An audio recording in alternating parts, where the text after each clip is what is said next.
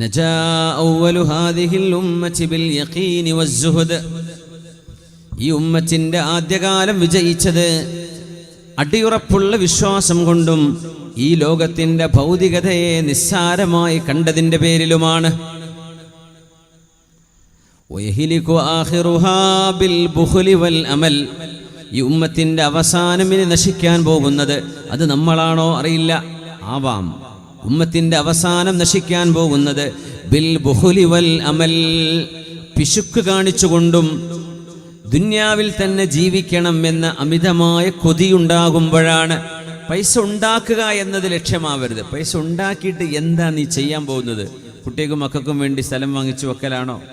ആർക്കും കൊടുക്കൂല, ദീനും കൊടുക്കൂല, മദ്രസക്കും കൊടുക്കൂല, പള്ളിക്കും കൊടുക്കൂല, ഒന്നിനും കൊടുക്കൂല.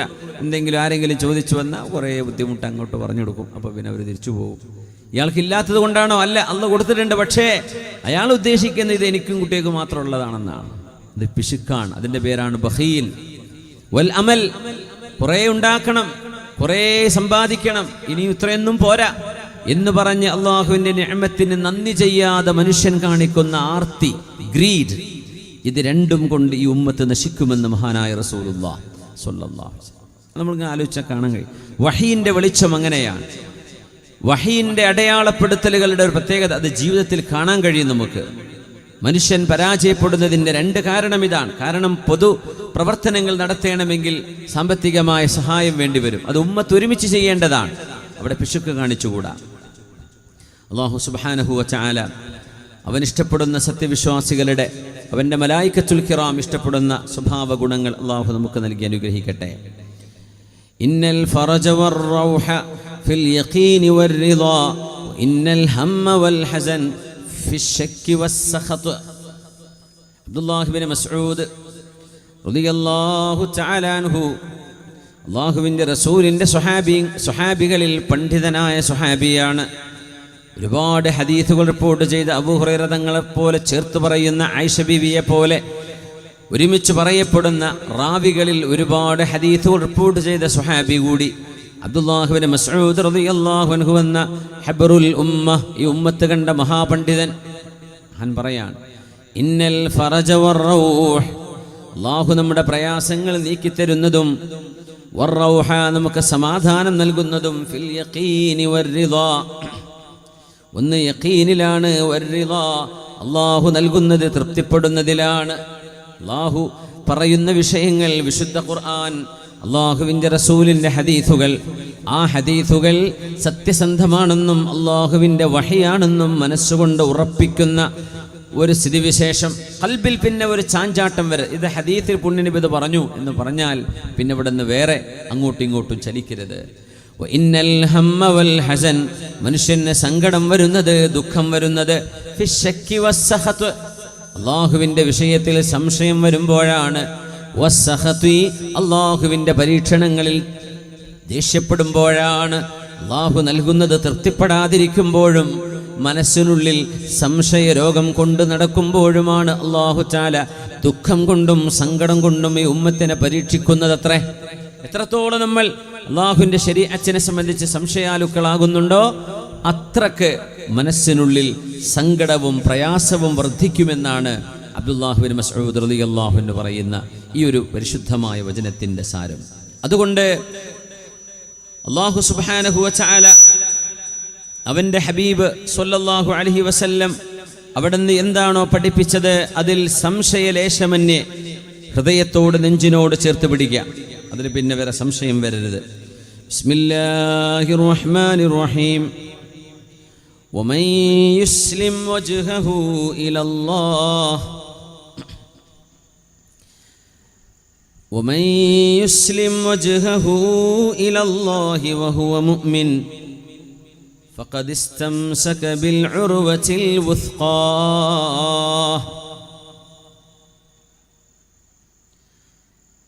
ومن يسلم وجهه إلى الله,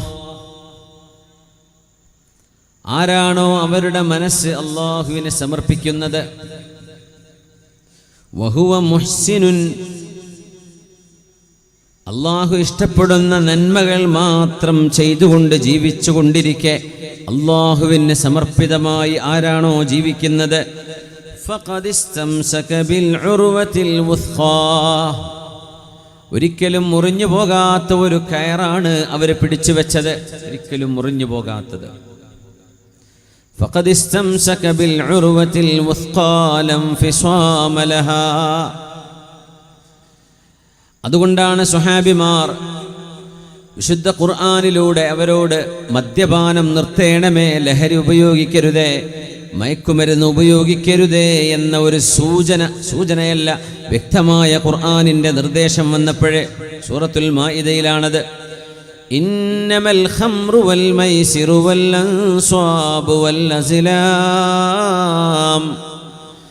അസ്ലാമു റിജ്സും മിൻ അമലിശ് ശൈത്വാൻ ഫജ്തനിബൂഹു ലഅല്ലകും തുഫ്ലിഹൂൻ. ഇന്നമാ യുരീദു الشൈത്വാനു അൻ യൂഖിഅ ബൈനകുമുൽ അദാവത വൽ ബഗ്ളാഅ ഫിൽ ഖംറി വൽ മൈസിർ വയസുദ്ദകും അൻ ദിക്രില്ലാഹി വഅനിസ് സ്വലാഹ് ഫഹൽ അൻതും മുൻതഹൂൻ. തീർച്ചയായും മനുഷ്യരെ, നിങ്ങൾ ഉപയോഗിക്കുന്ന മദ്യം, ലഹരി, ബുദ്ധിയെ മറച്ചുകളയുന്നത്, നിങ്ങളെ മത്ത് പിടിപ്പിക്കുന്നത്, ഒരൽപ്പ നേരത്തേക്കെങ്കിലും സ്വബോധം നിങ്ങൾക്ക് നഷ്ടപ്പെടുത്തി കളയുന്നതെല്ലാം എല്ലാ മുസ്കിറുകളും, എല്ലാ ഇൻടോക്സിക്കൻസ്, എല്ലാ ലഹരി പരത്തുന്ന സാധനങ്ങൾ. കുല്ലു മുസ്കിരിൻ ഹറാം വമാ അസ്കര കസീറുഹു ഫഖലീലുഹു ഹറാം. ഏതൊരു സാധനം കുറച്ചുപയോഗിച്ചാൽ നിങ്ങൾക്ക് മത്ത് വരുമോ, നിങ്ങളുടെ ബോധം നഷ്ടപ്പെടുന്നുണ്ടോ, അത് കൂടുതൽ ഉപയോഗിച്ചാൽ ഉണ്ടാകുന്നുണ്ടെങ്കിൽ അത് കുറച്ചുപയോഗിക്കലും ഹറാമ് തന്നെ. പിന്നെ അവിടെ ചോദ്യമല്ല, നാം തൊട്ട് നോക്കാൻ പറ്റുമോ, ഒന്ന് നാവിൽ വെച്ച് നോക്കാൻ പറ്റുമോ? പറ്റില്ല. അനസ് ഇബ്നു മാലിക് റളിയല്ലാഹു അൻഹു പറയുകയാണ്, വലമ്മാ നാദൽ മുനാദി ഫിൽ മദീന, മദീനയുടെ തെരുവുകളിലൂടെ ഒരു സ്വഹാബി വിളിച്ചു പറയുകയായിരുന്നു, അലാ ഇന്നൽ ഖംറ ഖദ് ഹുർരിമത്. അറിയണേ കച്ചവടക്കാരെ അറിയണേ, മദ്യം അല്ലാഹു നിരോധിച്ചിരിക്കുകയാണ്. ഈ ഒരു വർത്തമാനം ഹദീസ് നിബിതങ്ങൾ ഓതി കേൾപ്പിച്ചതല്ല അവർക്ക്, നിബിതങ്ങൾ അവിടുത്തെ സ്വഹാബികൾക്ക് ഓതി കേൾപ്പിച്ചു. അപ്പോഴേക്കും ആ വിവരവുമായി മദീനയുടെ അങ്ങാടികളിലൂടെ അല്ലാഹുവിൻ്റെ ഹബീബിൻ്റെ സ്വഹാബിമാർ വിളിച്ചു പറഞ്ഞ് നടക്കാൻ തുടങ്ങിയപ്പോൾ സാറ അന്നാസു ഇലാ ജറാരിൽ ഖംർ, മദ്യങ്ങൾ സൂക്ഷിച്ചു വെച്ചിരുന്ന പിടാവുകൾ, ഭരണികൾ, ആ ഭരണികളിലേക്ക് ചെല്ലുകയും ഫകസറുഹാ, അവരത് ഉടച്ച് തകർക്കുകയാണ് ചെയ്തത്. ഈ മദ്യം എത്ര കാശിനുള്ളതാണ്, എത്ര ലാഭം കിട്ടാനുള്ളതാണ്, കച്ചവടത്തിൻ്റെ നഷ്ടം എത്രയാണ്, ഇതൊന്നും അവർ നോക്കിയിട്ടില്ല. അല്ലാഹുവിന് വേണ്ടേ, പിന്നെ ഞങ്ങൾക്ക് വേണ്ട. അതാണ് ഈമാൻ. പിന്നെ ഇത് ടേസ്റ്റ് ഉണ്ടോ, വെറുതെ കിട്ടോ, ഫ്രീ കിട്ടോ, ഡിസ്കൗണ്ടിന് കിട്ടോ, ഇതല്ല മുഅ്മിനായ മനുഷ്യൻ ചിന്തിക്കുന്നത്. അനസ് റളിയല്ലാഹു തആല അൻഹു ആളുകൾക്ക് മദ്യം ഒഴിച്ചുകൊണ്ടിരിക്കുന്ന നേരത്ത് മുന്തിരിച്ചാറിൽ നിന്നവരും ലഹരി ഉണ്ടാക്കുമായിരുന്നു. വമിൻ സമറാത്തിൻ നഖീലി വൽ അനാബ് തത്തഖിദൂന മിൻഹു സകറൻ വറിസ്ഖൻ ഹസനാ. ഈത്തപ്പഴം മധുരമുള്ള മുന്തിരി, അതിൽ നിന്നെല്ലാം നല്ല ഭക്ഷണങ്ങളും കൂട്ടത്തിൽ ലഹരിയും നിങ്ങൾ ഉപയോഗിക്കുന്നുണ്ട് എന്ന് പറഞ്ഞുകൊണ്ടാണ് ഖുർആനിന്റെ ഇടപെടൽ. ആ മദ്യം ഒഴിച്ചുകൊണ്ടിരിക്കുമ്പോഴാണ് അനസ് റളിയല്ലാഹു അൻഹു പറയുന്നു, നാദാ മുനാദി റസൂലില്ലാഹ്, അല്ലാഹുവിൻ്റെ റസൂലിൻ്റെ വിളിയുമായി വന്ന ഹബീബായ നബി തങ്ങളുടെ അറിവുമായി വിളിച്ചു പറയാൻ വന്ന ഒരാൾ, അലാ ഇന്നൽ ഖംറ ഖദ് ഹുർരിമത്. ഗ്ലാസ്സിലേക്ക് ഒഴിച്ചുകൊണ്ടിരിക്കെ മദീനയിലെ മുതലാളിമാർ അതൊന്ന് ചുണ്ടിലേക്ക് വെക്കുക പോലും ചെയ്യാതെ, റമളാനിൽ വാങ്ക് വിളിക്കുമ്പോൾ അത്താഴത്തിൻ്റെ സമയം തീർന്നു എന്ന് പറയുമ്പോൾ വായിൽ വെച്ചത് ഇറക്കാൻ പറ്റുമോ? പറ്റില്ലല്ലോ, അതുപോലും പറ്റില്ല. എന്നാലും മനുഷ്യന് തോന്നിപ്പോകും അതങ്ങ് ഇറക്കിയാൽ കുഴപ്പമുണ്ടാവില്ലല്ലോ. സ്വഹാബിമാർ ലഹരിയുടെ വിഷയത്തിൽ അത് നിരോധിച്ചുകൊണ്ടുള്ള ആയത്തിറങ്ങുമ്പോൾ അവർ മുഴുവനായും അത് ഒഴിക്കുകയാണുണ്ടായത്. ഇമാം ബുഖാരി റളിയല്ലാഹു അൻഹു സ്വഹീഹിൽ ഉദ്ധരിക്കുന്നത് കാണാൻ കഴിയും. അല്ലാഹു സുബ്ഹാനഹു വ തആല ഈ ആയത്തിറങ്ങിയപ്പോൾ ഹത്താ ജറത് ഫീ സികകിൽ മദീനതി വതുർഖാതിഹാ, മദീനയുടെ വഴികളിലും ഓരങ്ങളിലും മദ്യം ഒഴുകിക്കിടക്കുകയായിരുന്നു. അവർക്ക് പ്രശ്നം തോന്നിയില്ല. കച്ചവടമല്ലേ, ലഹരി നിരോധിക്കുമ്പോൾ, മദ്യം നിരോധിക്കുമ്പോൾ സമരം കാണും. ചെത്തു തൊഴിലാളികളുടേത് അല്ലാത്തവരുടേത്. വരുമാനത്തെക്കുറിച്ചുള്ള ചിന്തയാണ്. ജോലി നഷ്ടപ്പെടില്ലേ? സ്വഹാബിമാർ ഒരാളും അവരുടെ വരുമാനത്തെക്കുറിച്ച് അവിടെ ആലോചിച്ചില്ല. ഉമർ റളിയല്ലാഹു അൻഹു ആണ് ആയത്ത് കേട്ട് ആദ്യം പറഞ്ഞത്, നബിയേ, അല്ലാഹു ഞങ്ങളോട് നിർത്തുന്നില്ലേ എന്ന് ചോദിച്ചല്ലോ. ഇൻതഹൈന, ഞങ്ങൾ നിർത്തി നബിയേ, ഞങ്ങൾ നിർത്തി. അതാണ് യഖീൻ. വൽയദ്രിബന ബിഖുമുരിഹിന്ന അലാ ജുയൂബിഹിൻ. പുണ്യ നബിയോട് അല്ലാഹു തആല ആഹ്വാനം ചെയ്യുകയാണ്, അല്ലാഹുവിൻ്റെ ഹബീബേ, ഖുൽ അസ്വാജിക വബനാതിക വനിസാഇൽ മുഅ്മിനീൻ യുദ്നീന അലൈഹിന്ന മിൻ ജലാബീബിഹിൻ. മുസ്ലിമച്ചുകളായ എല്ലാ പെൺകുട്ടികളും, പ്രായപൂർത്തിയായവർ, പ്രായപൂർത്തിയാവാനടുത്തവർ, വിവേകവും ബുദ്ധിയുമായ മക്കളെ, പെൺകുട്ടികളെ, പെണ്ണുങ്ങളെ, അവർ നിർബന്ധമായും അവരുടെ മുഖം മറക്കണം. അല്ലെങ്കിൽ മുഖമക്കനെ മറക്കുന്ന വസ്ത്രം കൊണ്ട് തന്നെ അവരുടെ നെഞ്ചും മറക്കേണ്ടതാണ് എന്ന് അല്ലാഹുവിൻ്റെ ആയത്തിറങ്ങിയപ്പോൾ വൽയദ്രിബന ബിഖുമുരിഹിന്ന അലാ ജുയൂബിഹിൻ എന്ന് പറഞ്ഞാൽ അവരുടെ മുഖമക്കന ഉപയോഗിക്കുന്ന അതേ വസ്ത്രം കൊണ്ട് തന്നെ അവരുടെ നെഞ്ചും മറക്കണം എന്ന് അല്ലാഹുവിൻ്റെ ആയത്തിറങ്ങിയപ്പോൾ മുഹാജിറുകളും അൻസാരികളുമായ പെണ്ണുങ്ങൾ ഓടിച്ചെല്ലുകയാണ്. അവർക്കങ്ങനെ ഒരു മുഖമക്കന നീളമുള്ളത് കിട്ടുമായിരുന്നില്ല. അന്ന് പുതപ്പുകളും വിരിപ്പുകളും തുണിക്കഷ്ണങ്ങളും എടുത്തിട്ട് അവരുടനെ അണിയുകയാണ്. ഹബീബായ നബി തങ്ങളോട് അല്ലാഹു അറിയിച്ചു കൊടുത്ത പോലെ ഫഖ്തമറുന ബിഹാ, അച്ചടക്കമുള്ള വിധത്തിൽ അവർ വസ്ത്രവിധാനം ചെയ്തു. ഇമാം ബുഖാരി തങ്ങൾ ഇത് റിപ്പോർട്ട് ചെയ്യുകയാണ്. ആയിഷ ബീവി റളിയല്ലാഹു അൻഹ പറയുമായിരുന്നു, ഖുറൈശി പെണ്ണുങ്ങൾ മഹത്വമുള്ളവർ തന്നെയാണെങ്കിൽ തന്നെയും അള്ളാഹുവിൻ്റെ ദീനിനോട് ഇത്രമേൽ പ്രതിബദ്ധത കാണിച്ച പെണ്ണുങ്ങൾ അൻസ്വാരി പെണ്ണുങ്ങളാണ്, മദീനയിലെ പെണ്ണുങ്ങളാണ്. അവരാരും കാത്തു നിന്നില്ല, ഞങ്ങൾക്ക് ഒരു മുഖമക്കന വലുത് വരട്ടെ, അങ്ങാടിയിൽ മാർക്കറ്റിൽ അത് ഇറങ്ങട്ടെ, ഞങ്ങളുടെ ടൈലറൊന്ന് തുന്നിത്തരട്ടെ എന്നൊന്നും കാത്തിരിക്കാതെ കിട്ടിയ വസ്ത്രം കൊണ്ട് അവരുടെ നെഞ്ചും ഒരുമിച്ച് മറക്കുന്ന വിധമാണ് അവർ വസ്ത്രവിധാനം ചെയ്തത്. ഇത് അല്ലാഹുവിൻ്റെ വിവരത്തിൽ, അല്ലാഹു നൽകുന്ന അറിവിൽ പിന്നെ ചോദ്യം ചെയ്യാതെയുള്ള ഒരു മുസ്ലിമിൻ്റെ അംഗീകരിക്കലാണ്. ഇതിനാണ് യഖീൻ എന്ന് പറയുന്നത്. അതുണ്ടെങ്കിലേ നമ്മൾ രക്ഷപ്പെടും. ഇതില്ല, നമ്മൾ കുറേ ഒച്ചപ്പാടുണ്ടാക്കിയിട്ടൊന്നും ഒരു കാര്യമില്ല. ഒന്നും അല്ലാഹുവിൻ്റെ അടുത്ത് പുല്ല് വില ഉണ്ടാവില്ല. നമ്മൾ ഈ ചിന്താബോധമൊക്കെ ഉണ്ടല്ലോ. നിങ്ങളുടെ ഖൽബിനുള്ളിൽ അല്ലാഹുവിനെ കുറിച്ചുള്ള യഖീൻ എത്രയാണ്? വിശുദ്ധമായ ബൈത്തുൽ മുഖദ്ദസിലേക്ക് തിരിഞ്ഞു നിസ്കരിക്കുകയായിരുന്നു ഹബീബായ നബി 17 മാസത്തോളം. ബിസ്മില്ലാഹിർ റഹ്മാനിർ റഹീം. ഖദ് നറാ തഖല്ലുബ വജ്ഹിക ഫിസ്സമാ. നബിയേ, ആകാശത്തേക്ക് കണ്ണുയർത്തി നിങ്ങൾ കാത്തി നിൽക്കുന്നത് അല്ലാഹു കാണുന്നുണ്ട് നബിയേ. അവിടുത്തെ വല്ലിപ്പയായ സയ്യിദുന ഇബ്രാഹിം അലൈഹിസ്സലാം, അവിടുത്തെ പ്രിയപ്പെട്ട മകൻ ഇസ്മാഈൽ അലൈഹിസ്സലാം, നമ്മുടെ ഹബീബായ നബി തങ്ങളുടെ സ്വല്ലല്ലാഹു അലൈഹി വസല്ലം തങ്ങളുടെ വല്ലിപ്പയാണ് ഇസ്മാഈൽ നബി. അവരുടെ ഉപ്പയല്ലേ ഇബ്രാഹിം അലൈഹിസ്സലാം. അപ്പോൾ അവിടുത്തെ വല്ലിപ്പയും മോനും ഉണ്ടാക്കിയ മസ്ജിദുൽ ഹറാമിൻ്റെ മധ്യത്തിൽ കിടക്കുന്ന വിശുദ്ധമായ കഅബാലയം, ആ കഅബാലയത്തിലേക്ക് തിരിഞ്ഞ് നിസ്കരിക്കണം. അത് ഇന്ന അവ്വല ബൈത്തിൻ വുദിഅ ലിന്നാസി ലല്ലദീ ബിബക്കത മുബാറകാ.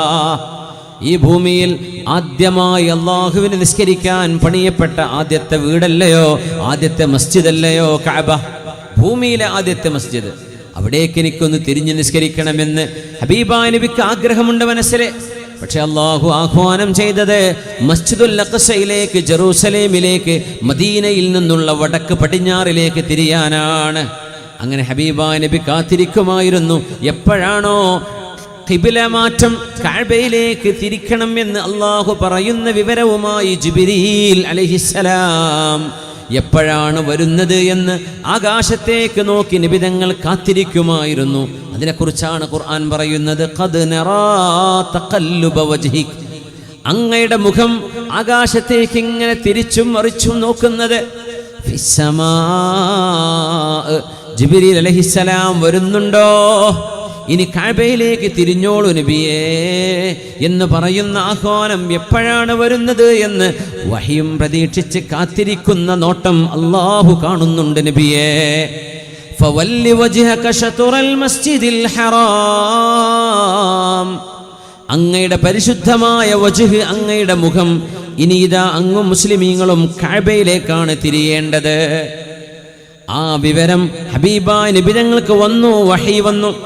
സ്വഹാബിമാർ മസ്ജിദുൽ ഖിബ്ലതൈനിൽ നിസ്കരിച്ചു കൊണ്ടിരിക്കുകയാണ്.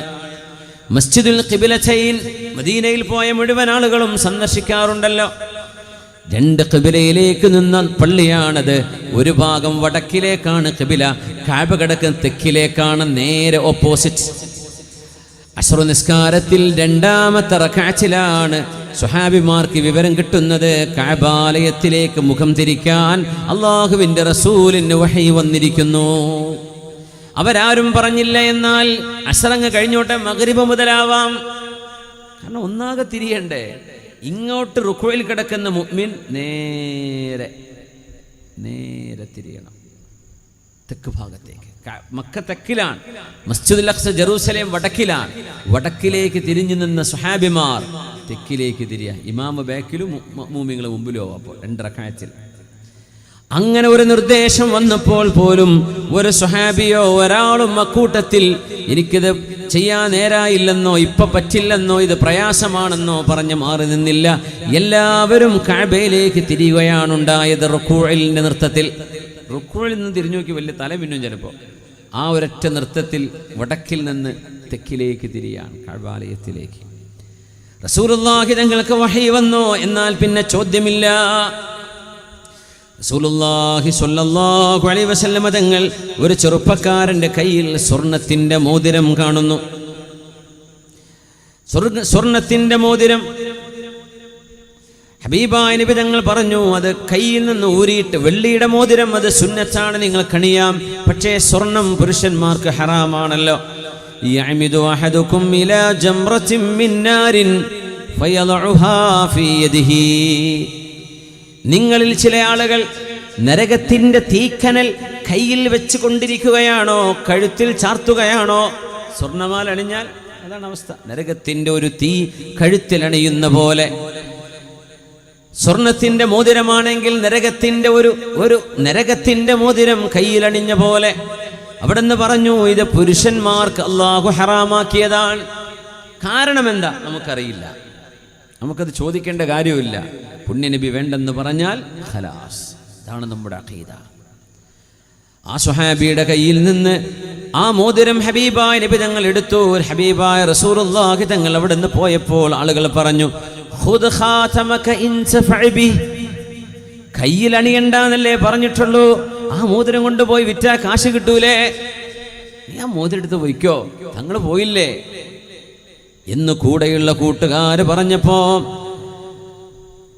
ഫമാ മറത് അലയ്യ ലൈലത്തുൻ മുൻദു സമിഅതു റസൂലല്ലാഹി സ്വല്ലല്ലാഹു അലൈഹി വസല്ലം, ഹബീബായ നബി തങ്ങൾ പറഞ്ഞു കഴിഞ്ഞതിന് ശേഷം പിന്നെ ഒരിക്കലും ഞാനത് ചെയ്യില്ല.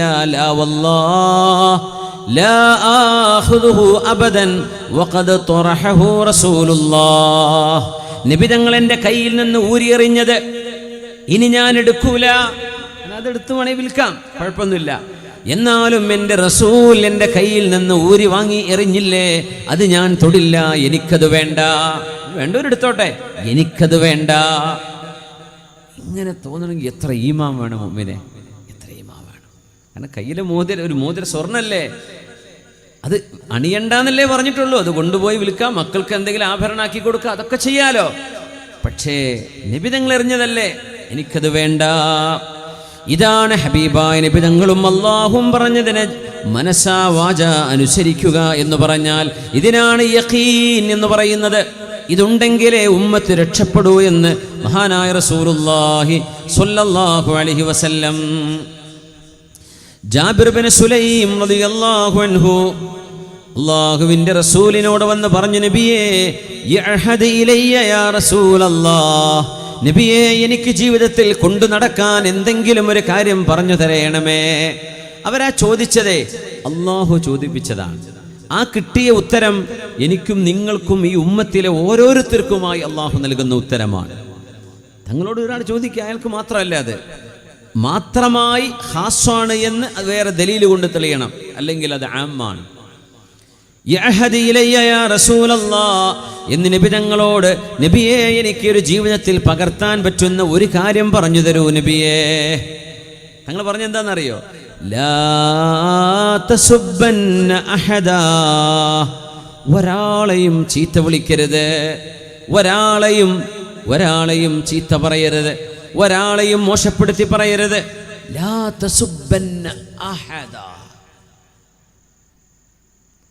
അദ്ദേഹം പറയാണ്, ഫമാ സബബ്തു ബഅദഹു ഹുർറൻ വലാ അബ്ദൻ വലാ ബഈറൻ വലാ ഷാ.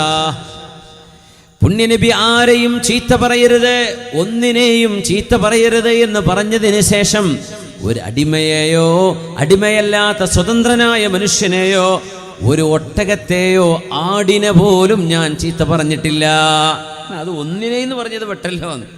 വാഹനം, ഇപ്പോൾ ബൈക്ക് സ്റ്റാർട്ടാവുന്ന ബൈക്കിനെ 4 ചീത്ത വിളിക്കുക. അന്നത്തെ ഒട്ടകം എന്നൊക്കെ പറഞ്ഞാൽ അന്നത്തെ വാഹനമാണ്, ആടവരുടെ വരുമാനമാണ്. നമ്മളിപ്പോൾ ലോക്ക് തുറന്നില്ലെങ്കിൽ ചീത്ത വിളിക്കാൻ തോന്നും. ചിലപ്പോൾ വീടിൻ്റെ വാതിൽ തുറന്നില്ല, അല്ലെങ്കിൽ നമുക്ക് പെട്ടെന്ന് കറണ്ട് പോയി, അപ്പോൾ ചീത്ത വിളിക്കാൻ തോന്നും കറണ്ട് ഓഫീസുകാരെ. ഒന്നും പറയരുത്. ലാ തസുബ്ബന്ന അഹദാ, ഒരാളും ചീത്ത പറയണം. ചീത്ത പറഞ്ഞാൽ അയാൾ കേൾക്കും, അത് കേട്ടിട്ട് അയാൾക്ക് വിഷമാവുക എന്നല്ലാണ്ട് വല്ല കാര്യമുണ്ടോ? ഇല്ല. കാര്യങ്ങൾ മനസ്സിലാക്കി കൊടുക്കുക. നന്നാവുണ്ടോ? നന്നാവാൻ തൗഫീഖുള്ളത് കേട്ടാൽ തന്നെ നന്നാവും. അല്ലാത്തതുകൊണ്ട് ചെവിലി എത്ര പറഞ്ഞെടുത്തിട്ട് എന്താ നന്നാവുമോ?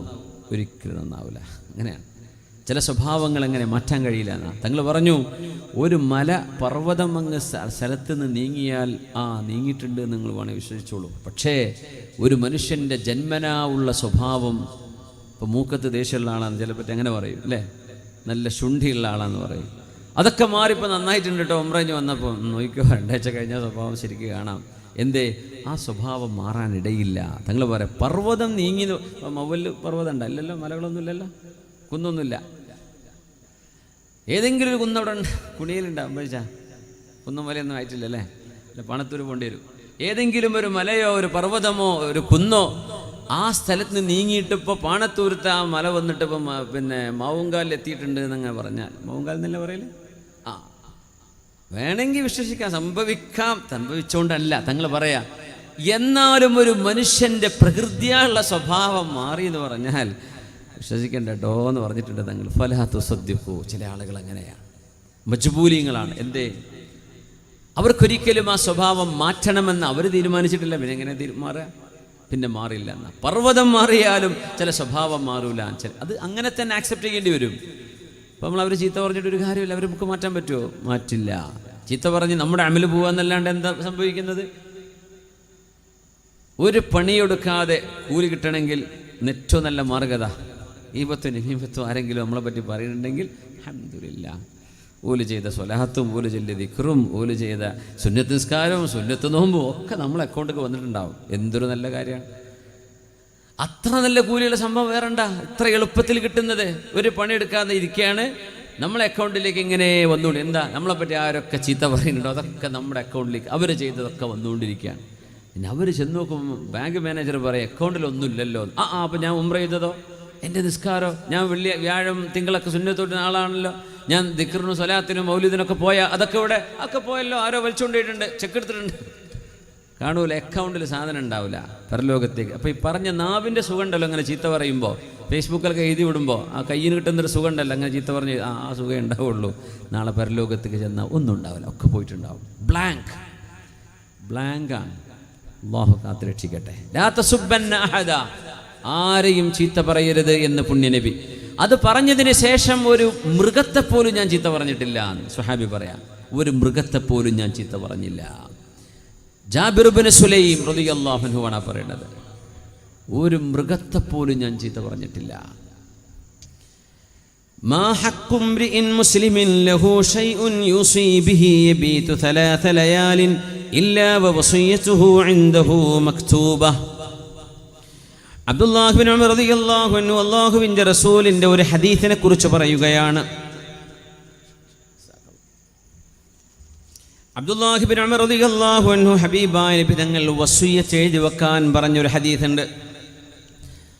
വസിയ്യത്തിൻ്റെ ഹദീസ് എന്ന് പറഞ്ഞാൽ എന്തെങ്കിലും ഒരു സാധനം ഒരു മുസ്ലിമായ മനുഷ്യൻ്റെ കയ്യിലുണ്ടെങ്കിൽ, എന്തെങ്കിലും സ്വന്തം കിടക്കുന്ന കട്ടിലുള്ളൂ, 2 സെൻറ്റ് ഭൂമിയുള്ളൂ, അതുമില്ല, എന്തെങ്കിലും കയ്യിലുണ്ട്, വസിയ്യത്ത് ചെയ്യണം. ഞാൻ മരിച്ചു കഴിഞ്ഞാൽ, ജീവിച്ചിരിക്കുന്ന കാലത്ത് നമുക്ക് ഉപയോഗിക്കാം, മരിച്ചു കഴിഞ്ഞാൽ നിങ്ങൾ എന്ത് ചെയ്യണം? ദീനിൻ്റെ വഴിയിലേക്ക് കൊടുക്കണമെന്നോ അള്ളാഹുവിന് ഇഷ്ടപ്പെട്ട വഴിയിലേക്ക് കൊടുക്കണമെന്നോ നമുക്ക് വസിയ്യത്ത് ചെയ്യണം. അങ്ങനെ ഒരു ഹദീസ് ഉണ്ട്. പക്ഷെ ആ ഹദീസിനെ സംബന്ധിച്ച് ആയത്തുൽ ഇർത്ത്, അതായത് അനന്തര സ്വത്തിൻ്റെ ആയത്ത് വന്നതിന് ശേഷം ഈ വസിയ്യത്തിൻ്റെ നിയമം ദുർബലപ്പെടുത്തപ്പെട്ടു എന്നാണ് അതിനെ സംബന്ധിച്ച് കർമ്മശാസ്ത്ര പണ്ഡിതന്മാരിൽ വലിയൊരു വിഭാഗം പറയുക. ആ വസിയ്യത്ത് എഴുതി വെക്കൽ ആദ്യം നിർബന്ധമായിരുന്നു. പിന്നെ അനന്തര സ്വത്ത് എങ്ങനെയാണ് ഓഹരി വെക്കേണ്ടത് എന്ന ആയത്ത് വന്നപ്പോൾ വസിയ്യത്ത് ചെയ്തില്ലെങ്കിലും അനന്തര സ്വത്തിൻ്റെ വഴിയിലേക്ക് ആ വിഷയം പോകും. വസിയ്യത്ത് ഇപ്പോഴും ചെയ്യാം, പക്ഷെ അനന്തര സ്വത്തിൻ്റെ ആയത്ത് വരുന്നതിൻ്റെ മുമ്പ് വസിയ്യത്ത് എഴുതി വെക്കൽ നിർബന്ധമായിരുന്നു. അങ്ങനെ സംഭവമുണ്ട്. അബ്ദുല്ലാഹ് ബിൻ ഉമർ റളിയല്ലാഹു അൻഹു പറയാം, പുണ്യ നബി ഞങ്ങൾ പറഞ്ഞിരുന്നു, മാ ഹഖ്ഖു ഇംറിഇൻ മുസ്ലിമിൻ ലഹു ശൈഉൻ യൂസി ഫീഹി. വസിയ്യത്ത് ചെയ്യാൻ കഴിയുന്ന ഏതെങ്കിലും ഒരു പ്രോപ്പർട്ടിയോ ഒരു മുതലോ ഒരു സമ്പത്തോ ഒരു മനുഷ്യൻ്റെ കയ്യിലുണ്ടെങ്കിൽ യബീതു സലാസ ലയാലിൻ ഇല്ലാ വവസിയതുഹു ഇൻദഹു മക്തൂബ. 3 രാത്രി വരെ, 3ാമത്തെ രാത്രിയിലെങ്കിലും തലയണൻ്റെ താഴെ വസിയ്യത്ത് എഴുതി വെക്കണം. അല്ലാതെ മനുഷ്യൻ കടന്നുറങ്ങരുത്. മരിച്ചു കഴിഞ്ഞാൽ ആ മനുഷ്യൻ്റെ സമ്പത്തിൻ്റെ വസിയ്യത്ത് കാണപ്പെടണം. അതുകൊണ്ട് 3 രാത്രി വരേക്കാവാം. ഇന്ന് സാധനം വാങ്ങിച്ചു, 2 ദിവസം കഴിഞ്ഞു, 3-ാം ദിവസമെങ്കിലും വസിയ്യത്ത് എഴുതണം. എൻ്റെ മരണശേഷം ഈ സാധനം, എൻ്റെ ഈ സ്ഥലം, എൻ്റെ ഈ മുതൽ, എൻ്റെ ഈ സമ്പാദ്യം ഇന്ന നിലക്ക് ചെലവഴിക്കണം എന്ന ഒരു ഹദീസുണ്ട്. അതിപ്പോഴും വസിയ്യത്ത് ചെയ്യാൻ സുന്നത്താണ്, അന്നത് നിർബന്ധമായിരുന്നു. അപ്പോൾ فما مرت علي ليلة منذ سمعت رسول الله صلى الله عليه وسلم قال ذلك إلا وعندي وصيتي.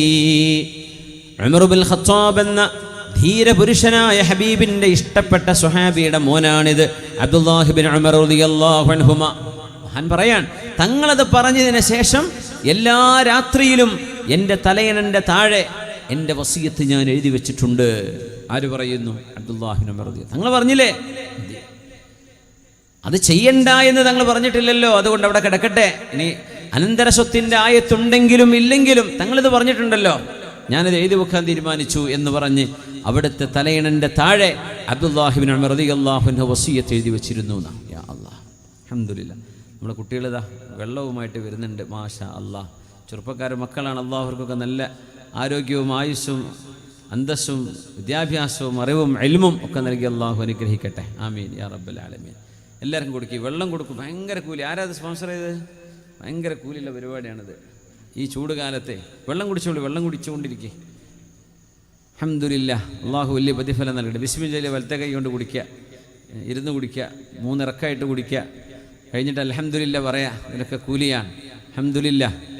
ദാഹിക്കുന്നവർക്ക് വെള്ളം കൊടുക്കുക, വിശക്കുന്നവർക്ക് ഭക്ഷണം കൊടുക്കുക, ഇതൊക്കെ വലിയ പ്രതിഫലമാണ്, ചെറുതല്ല, വലിയ കൂലിയാണ്.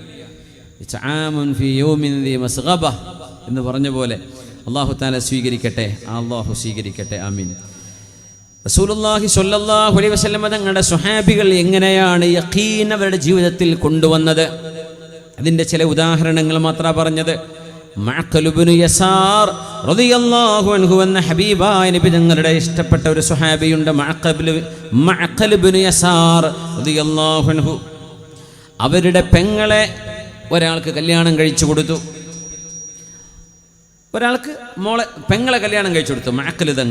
മഅഖൽ ഇബ്നു യസാർ എന്നവർ സ്വന്തം പെങ്ങളെ ഒരാൾക്ക് പുതിയാപ്പിളക്ക് കല്യാണം കഴിച്ചു കൊടുത്തു. അയാളാണെങ്കിലോ ഇച്ചിരി ദേഷ്യക്കാരനാ, ഒറ്റയ്ക്ക് തൊലാക്കും ചൊല്ലി പറഞ്ഞയച്ചു. പിന്നെ അയാൾക്ക് സങ്കടമായി, വേണ്ടില്ലായിരുന്നു. അവളെയൊന്ന് ഞാൻ കല്യാണം കഴിച്ചോട്ടെ എന്ന് പറഞ്ഞ അയാൾ രണ്ടാമത് വിവാഹം ആലോചിച്ചു വന്നു. തൊലാക്ക് ചൊല്ലിയ പുതിയാപ്പിള വീണ്ടും അതേ പെണ്ണിനെ തന്നെ എനിക്ക് കല്യാണം കഴിക്കണം. 3 തൊലാക്ക് ചൊല്ലിയിട്ടില്ല, 1 തൊലാക്കാണ് ചൊല്ലിയത്. അപ്പോൾ ഇദ്ദൻ്റെ ഉള്ളിലാണെങ്കിൽ അയാൾക്ക് തിരിച്ചെടുക്കാം. ഇദ്ദ കഴിഞ്ഞാൽ പിന്നെ അടുത്ത നിക്കാഹ് ചെയ്തിട്ടെങ്കിലും അവളെ സ്വീകരിക്കാൻ പറ്റും. അപ്പം അങ്ങനെ വന്നപ്പോഴേ മഅക്കൽ എന്നവർക്ക് ഭയങ്കര സങ്കടമായി. സ്വന്തം പെങ്ങൾ വലിയ ഇഷ്ടപ്പെടുന്ന പെങ്ങളാണ്. ആ പെങ്ങളെ കല്യാണം കഴിച്ചു കൊടുത്തിട്ട് നല്ല ഇസ്സത്തുള്ളൊരു കുടുംബത്തിൽ നിന്ന് നല്ലൊരു ചെറുപ്പക്കാരനാണെന്ന് വിചാരിച്ച് കല്യാണം കഴിച്ചു കൊടുത്തിട്ട് ആ ചെറുപ്പക്കാരൻ അത് വെച്ച് കളിച്ചല്ലേ, അപമാനിച്ചില്ലേ, അപമാനല്ലേ സ്വന്തം പെങ്ങളെ തൊലാഖ് ചൊല്ലി പറഞ്ഞയച്ചപ്പോൾ സങ്കടം തോന്നി മഅക്കൽ തങ്ങൾക്ക്. അദ്ദേഹം പറഞ്ഞു, സൗവജ്തുക വഅക്റംതുക സുമ്മ ത്വല്ലഖത ഉഖ്തി, എൻ്റെ പെങ്ങളെ ഞാൻ നിങ്ങൾക്ക് നിക്കാഹ് ചെയ്തു തന്നു എന്ന് മാത്രമല്ല വഅക്റംതുക, എത്ര മാന്യമായിട്ടാണ് ഒരു അളിയൻ എന്ന നിലയിൽ നിങ്ങളെ ഞാൻ സ്വീകരിച്ചത്. എന്ത് സൽക്കാരം ചെയ്തു, എങ്ങനെയൊക്കെ നിങ്ങളെ സൽക്കരിച്ചു, എങ്ങനെയൊക്കെ സ്നേഹിച്ചു. എന്നിട്ട് സുമ്മ ത്വല്ലഖത ഉഖ്തി, എൻ്റെ പെങ്ങളെ നിങ്ങൾ ഡിവോഴ്സ് ചെയ്തല്ലേ. ലാ വല്ലാഹി ലാ തർജിഉ ഇലൈക അബദാ, ഒരിക്കലും എൻ്റെ പെങ്ങൾ ഇനി നിങ്ങളുടെ വീട്ടിലേക്ക് വരില്ല എന്ന് മഅഖൽ ഇബ്നു യസാർ റളിയല്ലാഹു അൻഹു ആ പുതിയാപ്പിളയോട്, മുമ്പ് കല്യാണം കഴിച്ചിരുന്ന അളിയനോട് പറഞ്ഞു. തൊലാഖ് ചൊല്ലിയതിന് ശേഷം ഇനി എൻ്റെ പെങ്ങളെ കൊടുക്കൂ, തരില്ല എന്ന് പറഞ്ഞു. തൊലാഖില്ലതല്ലേ, ഇനി തരില്ല. അപ്പോഴാണ് ആയത്തിറങ്ങുന്നത് സൂറത്തുൽ ബഖറയിൽ. ബിസ്മില്ലാഹിർ റഹ്മാനിർ റഹീം. إذا طلقتم النساء فبلغن أجلهن فلا تعضلوهن أن ينكحن أزواجهن إذا تراضوا بينهم بالمعروف وإذا طلقتم النساء, നിങ്ങളുടെ ഭാര്യയെ നിങ്ങൾ തൊലാഖ് ചൊല്ലിയാൽ ഫബലഗ്ന അജലഹുന്ന, തൊലാഖ് ചൊല്ലി അതിൻ്റെ ഇദ്ദ കഴിഞ്ഞാൽ പിന്നെ ആ പെണ്ണിനെ വേറൊരു പുരുഷനെ കല്യാണം കഴിക്കാൻ പറ്റും. അങ്ങനെ ഇദ്ദയുടെ കാലാവധി കഴിഞ്ഞാൽ ഫലാ തഅദുലൂഹുന്ന അൻ യൻകിഹ്ന അസ്വാജഹുന്ന ഇദാ തറാളൗ ബൈനഹും ബിൽ മഅറൂഫ്. തൻ്റെ ആദ്യ ഭർത്താവ് 3 തൊലാഖ് ഇവിടെ ചൊല്ലിയിട്ടില്ല. എത്ര ചൊല്ലിയിട്ടുള്ളൂ? 1 ചൊല്ലിയിട്ടുള്ളൂ. ആ ഭർത്താവിനെ കല്യാണം കഴിക്കാൻ ഒരു സാഹചര്യമുണ്ടായാൽ പിന്നെ അവളെ ഞാൻ വിടില്ല എന്ന് പറഞ്ഞ് നിങ്ങൾ ആ പെണ്ണിനെ തടഞ്ഞു വെക്കരുതേ. ഫലാ തഅദുലൂഹുന്ന, ഏതെങ്കിലും ഒരു വാശിപ്പുറത്ത് ഇനി കെട്ടിച്ചേരൂല എന്ന് പറയരുതേ എന്ന് അള്ളാഹു ആയത്തിറങ്ങിയപ്പോൾ മഅഖൽ ഇബ്നു യസാർ റളിയല്ലാഹു അൻഹു തലയിൽ കൈവച്ചുകൊണ്ട് പറഞ്ഞു, സംഅൻ ലിറബ്ബി വതാഅ, സംഅൻ ലിറബ്ബി വതാഅ, എൻ്റെ റബ്ബിനെ ഞാൻ അനുസരിച്ചു, എൻ്റെ റബ്ബ് പറഞ്ഞത് ഞാൻ കേട്ടു. എന്നിട്ട് തൻ്റെ അളിയനെ വിളിച്ചു, പഴയ അളിയനെ, ഉസൗവിജുക വ ഉക്രിമുക, എൻ്റെ പെങ്ങളെ കല്യാണം കഴിച്ചു തരാമെന്ന് മാത്രമല്ല വ ഉക്രിമുക, നിങ്ങളെ ഞാൻ ബഹുമാനിക്കുകയും ആദരിക്കുകയും ചെയ്യുമെന്ന് പറഞ്ഞ് ആ പുതിയാപ്പിളക്ക് കല്യാണം കഴിച്ചു കൊടുത്തു. എന്തേ? അള്ളാഹു എന്ന് പറഞ്ഞില്ലേ, മതി മതി മതി മതി. വിഷമുള്ള വിഷയങ്ങളാണ്, പക്ഷേ അള്ളാഹുവിൻ്റെ തീരുമാനം അതാണെങ്കിൽ പിന്നെ ഒന്നും എനിക്ക് വേണ്ട. ജുലൈബീബ് റളിയല്ലാഹു അൻഹു കാണാൻ ഭംഗിയില്ലാതിരുന്നൊരു സ്വഹാബിയുടെ കല്യാണത്തിൻ്റെ കഥ നമ്മൾ കേട്ടവരാണ്, പലവൂര് കേട്ടവരാണ്. അള്ളാഹുവിൻ്റെ റസൂലിൻ്റെ മുമ്പിൽ വന്നു. കാന ദമീമൻ, ദമീം എന്ന് പറഞ്ഞാൽ കാണാൻ തീരെ കൊള്ളാത്ത ആള് എന്ന ആ വാക്കിൻ്റെ അർത്ഥം ദമീം. കാന ദമീമൻ, ജുലൈബീബ് എന്നവരെങ്ങനെയാണ്? മുഖത്തൊരുപാട് കുഴികളും മുഴകളും, കറുത്തവർഗക്കാരനും അടിമയുമൊക്കെയായിരുന്ന ജുലൈബീബ് എന്നവർ. വലിയ സമ്പത്തൊന്നുമില്ല, അടിമയാണ്, ചെറിയ ജോലിയൊക്കെ ചെയ്ത് ജീവിക്കുകയാണ്. തങ്ങൾ ചോദിച്ചു, ജുലൈബീബേ, നിങ്ങളൊരു യുവാവല്ലേ, ചെറുപ്പക്കാരനല്ലേ, കല്യാണം കഴിക്കണ്ടേ? പൊന്നാര നബി, എനിക്കൊക്കെ ആര് കല്യാണം കഴിച്ചു തരാനാ? ആരെനിക്ക് കല്യാണം കഴിച്ചു തരാനാ? എന്നെ പുതിയാപ്പിളാക്കി എടുക്കേ.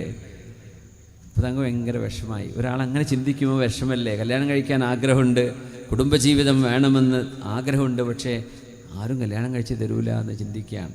അല്ലാഹ് തങ്ങൾ പറഞ്ഞു, ഉസൗവിജുക, നിങ്ങളെ ഞാൻ കല്യാണം കഴിച്ചു തരും. യാ അല്ലാഹ്. അതാണ് ഹബീബായ നബി സല്ലല്ലാഹു അലൈഹി വസല്ലം. പാവപ്പെട്ടവരുടെ കൂടെയാണ്, മിസ്കീന്മാരുടെ കൂടെയായിരുന്നു ഹബീബ്. ഒരിക്കൽ നബി തങ്ങൾ പറഞ്ഞതാ, മദീനയുടെ പരിസരത്തുള്ള എല്ലാ മിസ്കീന്മാരെയും എൻ്റെ അടുത്തേക്ക് കൊണ്ടുവരൂ. പാവപ്പെട്ട ആളുകളെ മുഴുവൻ കൊണ്ടുവരുന്നു പറഞ്ഞു. മിസ്കീന്മാർ മുഴുവൻ വന്നു. തങ്ങൾ പറഞ്ഞു, ഇന്നമാ തുർസഖൂന ബിദുഅഫായിക്കും, ഈ പാവപ്പെട്ട മനുഷ്യർ കാരണമാണ് ഈ നാട്ടിൽ അല്ലാഹു നിഅമത്ത് തരുന്നത്. നിങ്ങളുടെ വീടുകളിൽ ഭക്ഷണം പാകം ചെയ്യാൻ കഴിയുന്നത് ഇവിടെയുള്ള പാവപ്പെട്ടവരുടെ മനസ്സിൻ്റെ ശുദ്ധത കൊണ്ടാണ്, അവരുടെ ഈമാനിൻ്റെ തെളിച്ചം കൊണ്ടാണ്. അതുകൊണ്ട് ഞാൻ ഇവരോടൊപ്പമാണ്, എനിക്കവരെ ഇഷ്ടമാണ്. അല്ലാഹുമ്മ ഇന്നി ഹബ്ബിബി ഇലയ്യ ഹുബ്ബൽ മസാകീൻ, മിസ്കീന്മാരോടുള്ള സ്നേഹം എൻ്റെ ഹൃദയത്തിന് ഇഷ്ടമാക്കണമേ എന്ന് ദുആ ചെയ്ത നേതാവാണ് അഷ്റഫുൽ ഖൽഖ് റസൂലുള്ളാഹി സ്വല്ലല്ലാഹു അലൈഹി വസല്ലം. അത് നമ്മുടെ മാതൃകയാണ്. മിസ്കീന്മാരെ അധികമൊന്നും ഇഷ്ടപ്പെടാൻ കഴിയില്ല. മനുഷ്യപ്രകൃതം വെച്ച് നോക്കുമ്പോൾ അതേ കാറ്റഗറി ആകുമ്പോൾ അത് ഇച്ചിരി കാറ്റഗറി മാറിക്കഴിഞ്ഞാൽ പിന്നെ ആളുകളൊന്നും കണ്ണ് കാണാത്ത പോലെയാവും. ചില ആളുകൾക്ക് സമ്പത്ത് കിട്ടിയ അങ്ങനെ മിസ്കീനായി ജീവിച്ചപ്പോൾ നല്ല മനുഷ്യനാ, പൈസ കിട്ടിയപ്പോൾ ഓൻ്റെയും എൻ്റെ പെണ്ണുങ്ങളെയും കുട്ടികളെയും സ്വഭാവം മാറിയത് കണ്ടില്ലേ, അങ്ങനെ പറയുന്ന നാട്ടുകാരില്ലേ. ചില ആളുകളെ സംബന്ധിച്ച് പറയും, നല്ല ചെറുക്കനായിരുന്നു, പൈസ കൈ കിട്ടിയപ്പോഴേ ഇപ്പം നിലല്ല, നമ്മളെ മൗവലേരെ നോക്കണ പോലുമില്ല. പോലെ ചങ്ങായിമാരൊക്കെ കാസർഗോഡോ അല്ലെങ്കിൽ മംഗലാപുരത്തോ അവിടെയൊക്കെ ഉള്ളൂ, നമ്മുടെ നാട്ടിലൊന്നും അവന് പറ്റിയ ഫ്രണ്ട്സൊന്നും ഇല്ല. എന്തേ, കിടപിടിക്കുന്ന ആൾക്കാരെ കാണുന്നില്ല. അങ്ങനെ കൂടെയുള്ള ആളുകളെ ചെറിയ കണ്ണുകൊണ്ട് നോക്കുന്ന അവസ്ഥ ഒന്നും അല്ലാഹുവിന് ഒരിക്കലും ഇഷ്ടം. അവരൊക്കെ പിന്നെ താഴേക്ക് വരും, ആ പോയ പോക്കിങ്ങ് താഴേക്ക് അല്ലാഹു കൊണ്ടുവരും. ഇത് പരീക്ഷിക്കാൻ കൊടുക്കണതാ, എന്താ അവൻ ചെയ്യാൻ. മിസ്കീന്മാരെ നബിക്ക് ഇഷ്ടമാണ്. ജുലൈബീബ് തങ്ങളോട് നബി തങ്ങൾ പറഞ്ഞു, ജുലൈബീബേ, നിങ്ങളുടെ നിക്കാഹ് ഞാൻ നടത്തിത്തരും, നിങ്ങളുടെ നിക്കാഹ് ഞാൻ നടത്തിത്തരും. മിസ്കീന്മാരായ ആളുകളുടെ കല്യാണം കഴിച്ചു കൊടുക്കും. അൽഹംദുലില്ലാഹ്. വിവാഹ പരിപാടികളൊക്കെ നമ്മുടെ നാട്ടിലൊക്കെ പലയിടത്തും നടത്താറുണ്ട്. അൽഹംദുലില്ലാഹ്. അമ്പായിച്ചൻ്റെ മോളെ കല്യാണത്തിനല്ലേ കുറച്ച് അല്ലേ? അൽഹംദുലില്ലാഹ്.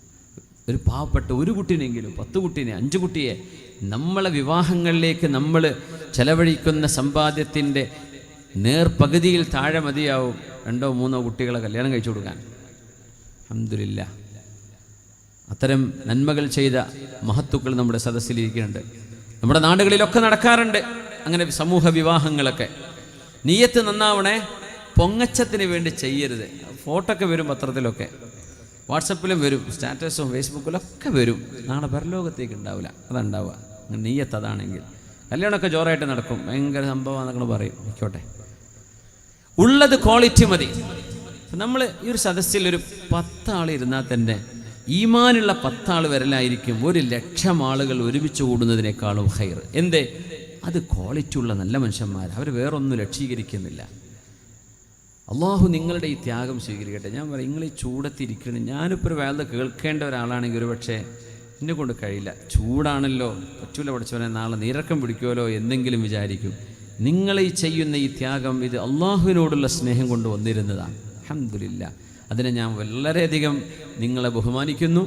നിങ്ങളുടെ ഈ ത്യാഗത്തിന് അർഹമായ നന്ദി ഞാനല്ല, അള്ളാഹു അത് നിങ്ങളോട് നന്ദി ചെയ്യുന്നു. അല്ലേ, അള്ളാഹു സുബ്ഹാനഹു വ തആല കാന സഅയുക്കും മഷ്കൂറാ, അള്ളാഹു സ്വീകരിക്കട്ടെ.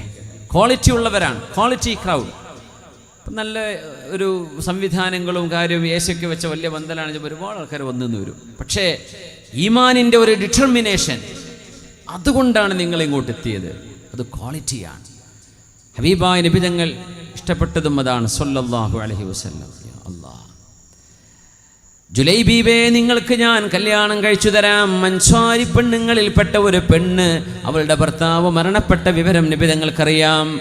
സ്വല്ലല്ലാഹു അലൈഹി വസല്ലം, ജുലൈബീബേ, അൻസ്വാരികളിൽപ്പെട്ട പെണ്ണിൻ്റെ വീട്ടിലേക്ക് ചെല്ലിൻ. ചരിത്രം മുമ്പ് പറഞ്ഞ വിഷയമാണ്, അതുകൊണ്ട് ഞാനത് ദീർഘിപ്പിച്ച് പറയുന്നില്ല.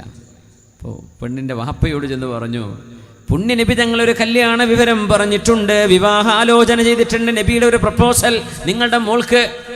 അതെയോ, കല്യാണം കഴിച്ചു കൊടുക്കോ? പിന്നെ നബി തങ്ങൾ പറഞ്ഞ പിന്നെ എന്താ പിന്നെ അവിടെ എന്ന് ചോദിച്ചു വാപ്പ. ആരാ പുതിയ പിള്ള? അത് ഞാൻ തന്നെയാന്ന് പറഞ്ഞു. അല്ലോ, ജുലൈബി നീയോ? എൻ്റെ മോൾക്കോ? അൻസ്വാരി പെണ്ണുങ്ങളിൽപ്പെട്ട തറവാടുള്ള എൻ്റെ മോൾക്ക് നിന്നെയാണോ? കാര്യം പറയും. നബി തങ്ങൾ നിന്നെയാണോ പറഞ്ഞയച്ചത്? അതെ, എന്നെ പുതിയാപ്പിളയെ പറഞ്ഞയച്ചതാ, എനിക്ക് കെട്ടിച്ചു തരുമെന്ന് ചോദിക്കാൻ വേണ്ടിയിട്ട്. എന്നാൽ അവിടെ ഇരിക്കട്ടോ, ഞാൻ എൻ്റെ ഭാര്യയോട് ചോദിക്കട്ടെ എന്ന് പറഞ്ഞു. അപ്പം ഈ മോള് ഇങ്ങനെ കേൾക്കുന്നുണ്ട് ഉള്ളിന്ന്. ഭാര്യ പറഞ്ഞു, ഭർത്താവ് പറഞ്ഞു, ആദ്യം സസ്പെൻസ് ആക്കി, അള്ളാഹുവിൻ്റെ റസൂലിൻ്റെ ഒരു പ്രപ്പോസൽ ഉണ്ട് പെണ്ണെ, നിന്റെ മോൾക്ക് കെട്ടിച്ചു കൊടുക്കല്ലേ. ആരാ? ആയിക്കോട്ടെ, അള്ളാഹുവിൻ്റെ റസൂലിൻ്റെ പ്രപ്പോസലോ, മാഷാ അല്ലാഹ്, അഹ്ലൻ വസഹ്ലൻ. ആരാ? ജുലൈബീബ്. പടച്ചോനെ, ജുലൈബീബ് അല്ലാത്ത ആരും കിട്ടിയില്ലേ എന്ന് ചോദിച്ചു ഉമ്മ. വാപ്പാക്കും വേണ്ട, ഉമ്മാക്കും വേണ്ട. പക്ഷെ ഈ മോള് നല്ല മോളാണ്. അപ്പം അങ്ങനെ ഉണ്ടാവും. വാപ്പ ഉമ്മാക്ക് വല്ല ഈമാനൊന്നും വല്ല ഉഷാറില്ലെങ്കിലും മക്കൾക്ക് നല്ല ഈമാൻ കാണും. മോളിങ്ങനെ ഉള്ളെന്ന് കേട്ടിട്ടുണ്ട്. ഉമ്മാ, ഉപ്പാ, അള്ളാഹുവിൻ്റെ റസൂൽ ഒരു പ്രപ്പോസൽ കൊണ്ടുവന്നിട്ട് ജുലൈബീബിൻ്റെ മുഖത്ത് നോക്കി, നിങ്ങളെ ഞങ്ങൾക്ക് വേണ്ടെന്ന് പറയാണോ? അള്ളാഹുവിൻ്റെ റസൂല് പറഞ്ഞയച്ചതല്ലേ അത്? ഉമ്മാ, നിങ്ങൾ കേട്ടില്ലയോ ഖുർആൻ പറയുന്നത്, മാ കാന ലിമുഅ്മിനിൻ വലാ മുഅ്മിനത്തിൻ ഇദാ ഖദല്ലാഹു വറസൂലുഹു അംറൻ അൻ യകൂന ലഹുമുൽ ഖിയറതു മിൻ അംരിഹിം. അള്ളാഹും അവൻ്റെ റസൂലും ഒരു വിഷയം തീരുമാനിച്ച് ഉറപ്പിച്ചാൽ പിന്നെ നിങ്ങളാരും സ്വന്തഷ്ടം ചെയ്യരുത്. അള്ളാഹുവിൻ്റെയും റസൂലിൻ്റെയും ഇഷ്ടമാണ് ചെയ്യേണ്ടത് എന്ന് അള്ളാഹ് പറഞ്ഞത് കേട്ടില്ല ഉമ്മാ? ജുലൈബീബ് എത്ര ഭംഗിയില്ലെങ്കിലും റസൂലുള്ളാഹി കൊണ്ടുവന്ന ബന്ധമാണെങ്കിൽ എനിക്കത് മതി, എനിക്കത് പൊരുത്തമാണ്. സവ്വിജിനീ, ആ ജുലൈബിനെ കൊണ്ട് എന്നെ വിവാഹം ചെയ്യിച്ചോളൂ ഉമ്മാ, ഉപ്പാ, എനിക്ക് പൊരുത്തമാണ്. അതാണ് അൻസാരി പെണ്ണ്, അതാണ് യഖീൻ. അള്ളാഹുവിനോടും ഹബീബിനോടുമുള്ള സമ്മതപ്പെടലാണത്.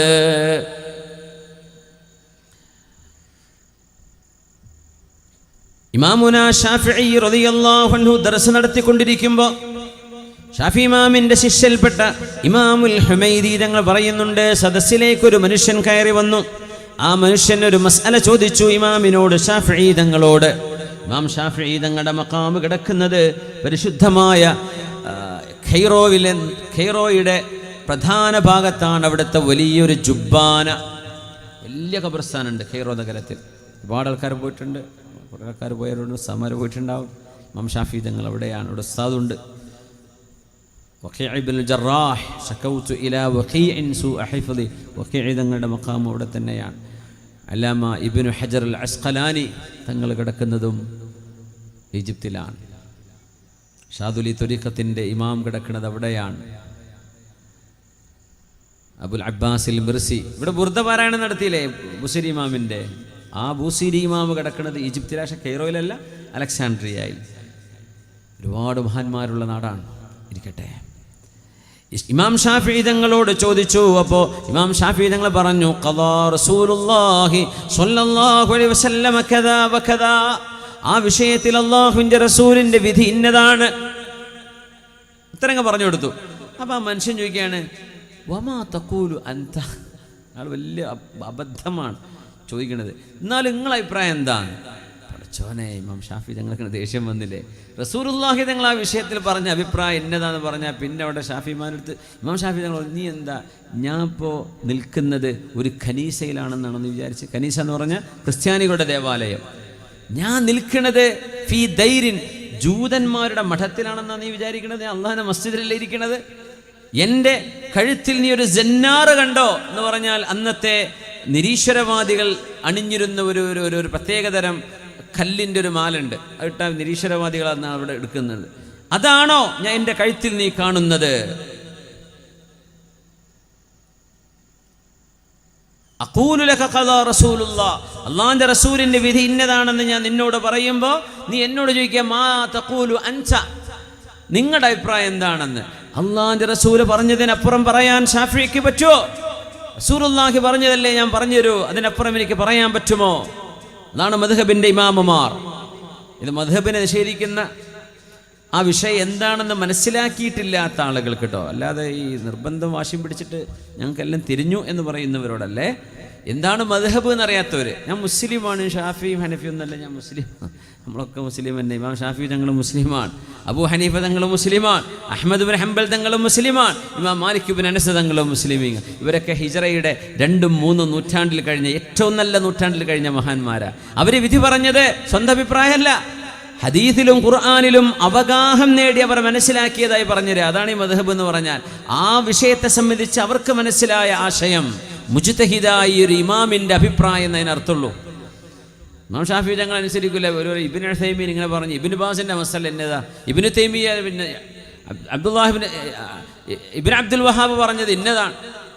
എന്നൊക്കെ പറഞ്ഞ് എന്ത് ചെയ്യും, അവർ ഇത്തിബാ ചെയ്യും. പക്ഷേ ഷാഫി ഇമാമും അഹ്മദ് ബിൻ ഹംബൽ തങ്ങളും അവർ പറഞ്ഞതിന് അവർ തറാവീഹ് 20 റക്അത്താണ് നിസ്കരിക്കേണ്ടതെന്ന് പറഞ്ഞാൽ ഇപ്പോൾ പറയും ബുഖാരി ഇമാമിൻ്റെ ഹദീസിലുണ്ടല്ലോ ആയിഷ ബീബി റളിയല്ലാഹു അൻഹയുടെ റിവായത്ത് റസൂലുള്ളാഹി തങ്ങൾ മാ കാന യസീദു ഫീ റമളാന വലാ ഫീ ഗൈരിഹി അലാ 11 റക്അ, റമളാനിലും അല്ലാത്തപ്പോഴും നബി സല്ലല്ലാഹു അലൈഹി വസല്ലം തങ്ങൾ 11 റക്അത്തായിരുന്നു എന്ന് പറയുന്ന ഹദീസിൻ്റെ ആശയം എന്താണെന്ന് മഹാന്മാരായ പണ്ഡിതന്മാർ പറഞ്ഞ ഒരു വ്യാഖ്യാനവും നോക്കാതെ മുമ്പരെന്തു പറയും, ഹദീസ് ഇതാ പേജ് നമ്പർ ഇതാ ഇത് സ്വഹീഹുൽ ബുഖാരിയാണ്, ഇതിനെതിരായി പറയുന്നത് 20.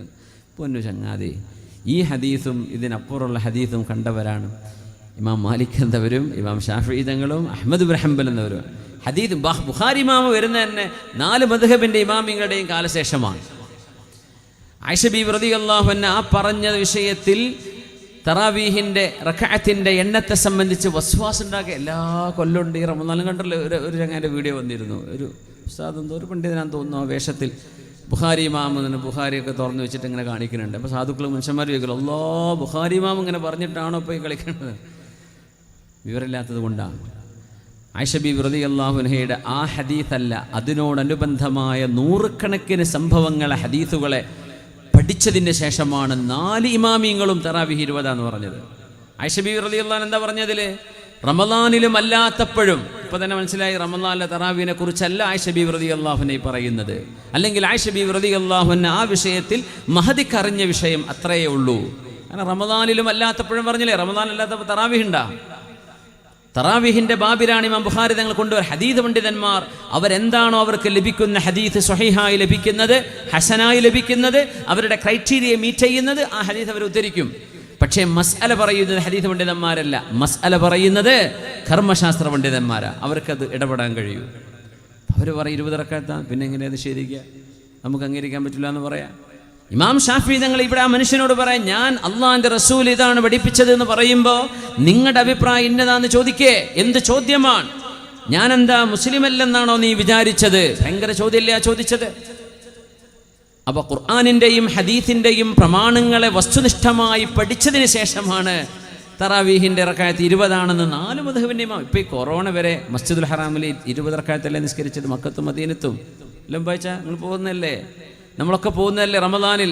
20 കൊറോണ വന്നപ്പോൾ 10 റക്അത്ത് 8 അല്ല കാത്ത് 10 പിന്നെ 3 ഇനി കുറച്ചു കാലം കഴിഞ്ഞാൽ അവർ ഹറമിലേക്ക് നോക്കൂ, തറാവീഹ് 10 എന്ന് പറയാൻ തുടങ്ങും. അവിടെ 20 1400 കൊല്ലം 20 1400 കൊല്ലം 20. ഇപ്പം 2 കൊല്ലം മുമ്പാണ് ഇത് 10 കൊറോണ സമയത്ത് ആളുകളുടെ ഒരുമിച്ച് കൂടേണ്ട ടൈം കുറക്കാൻ വേണ്ടി.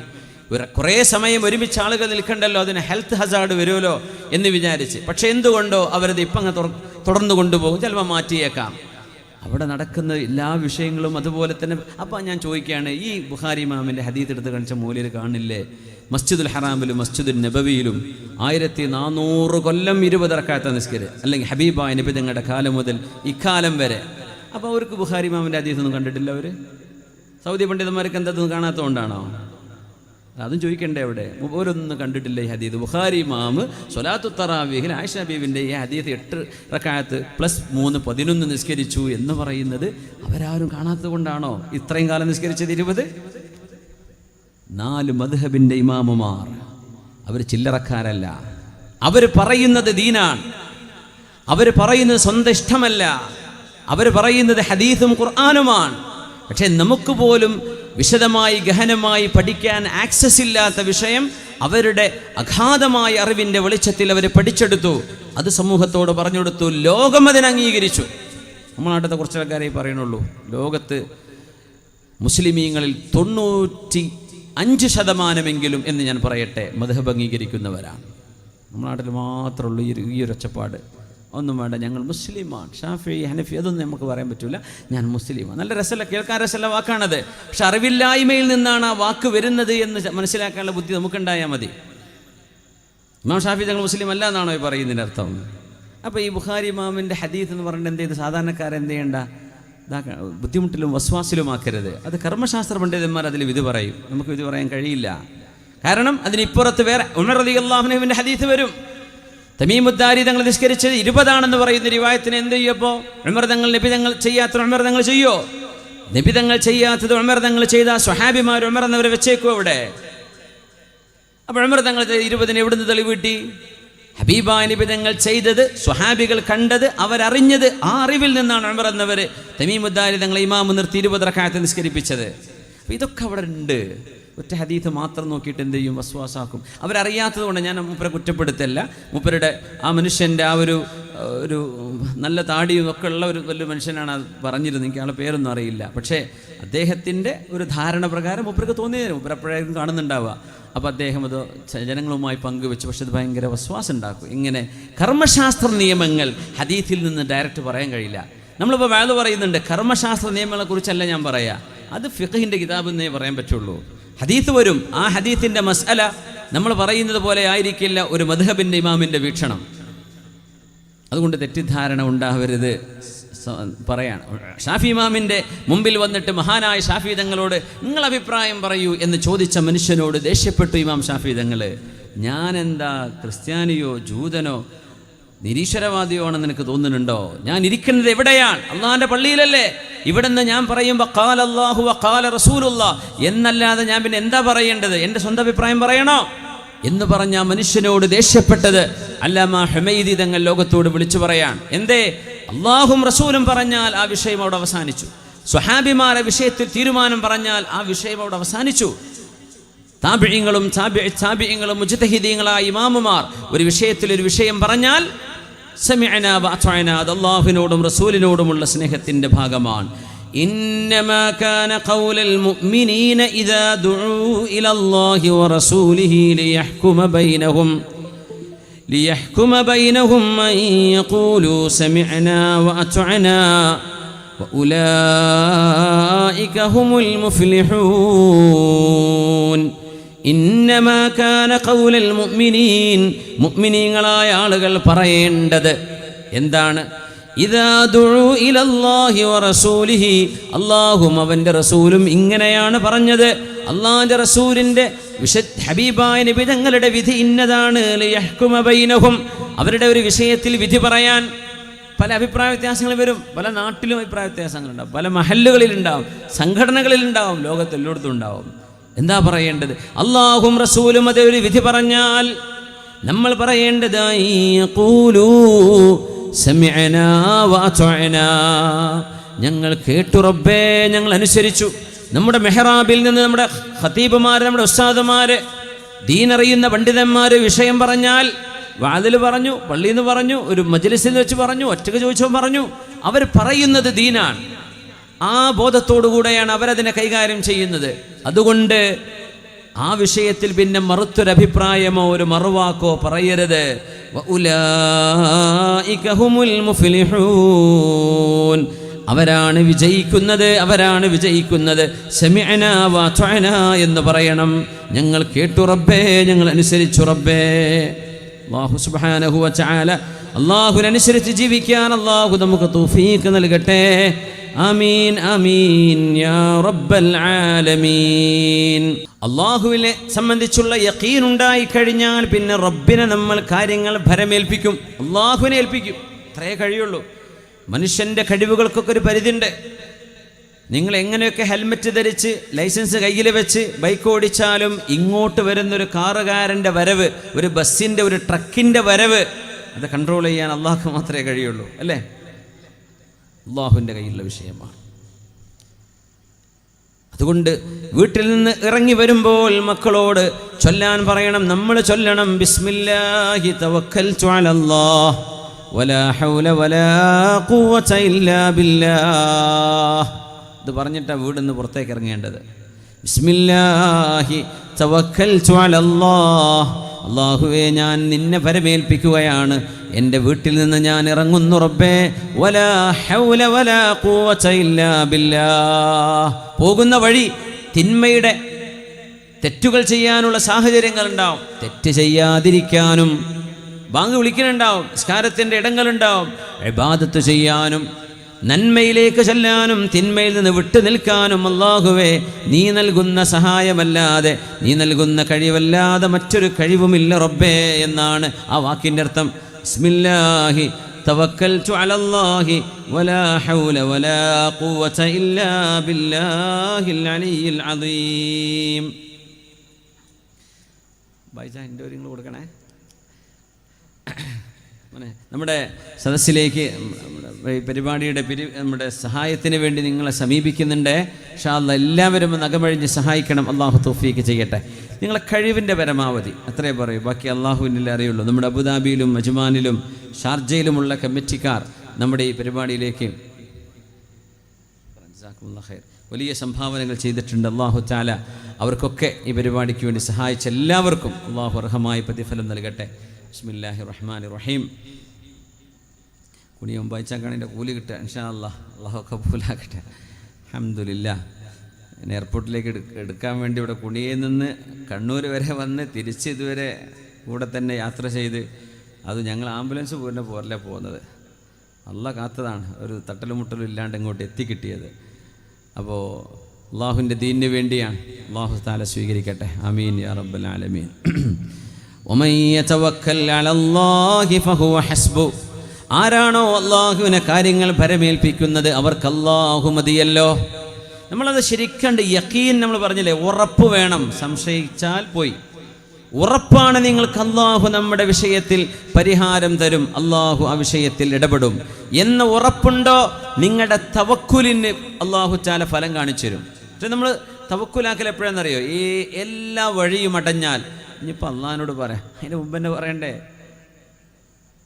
എല്ലാ വഴിയും അടഞ്ഞു എന്നാലും പറയാം, അള്ളാഹു തആല സ്വീകരിക്കും. നേരെ മറിച്ചൊരു മുഅ്മിൻ ഏതൊരു വിഷയത്തിലും ഇസ്തിഖാറത്ത് ചെയ്യണമെന്നാണ്.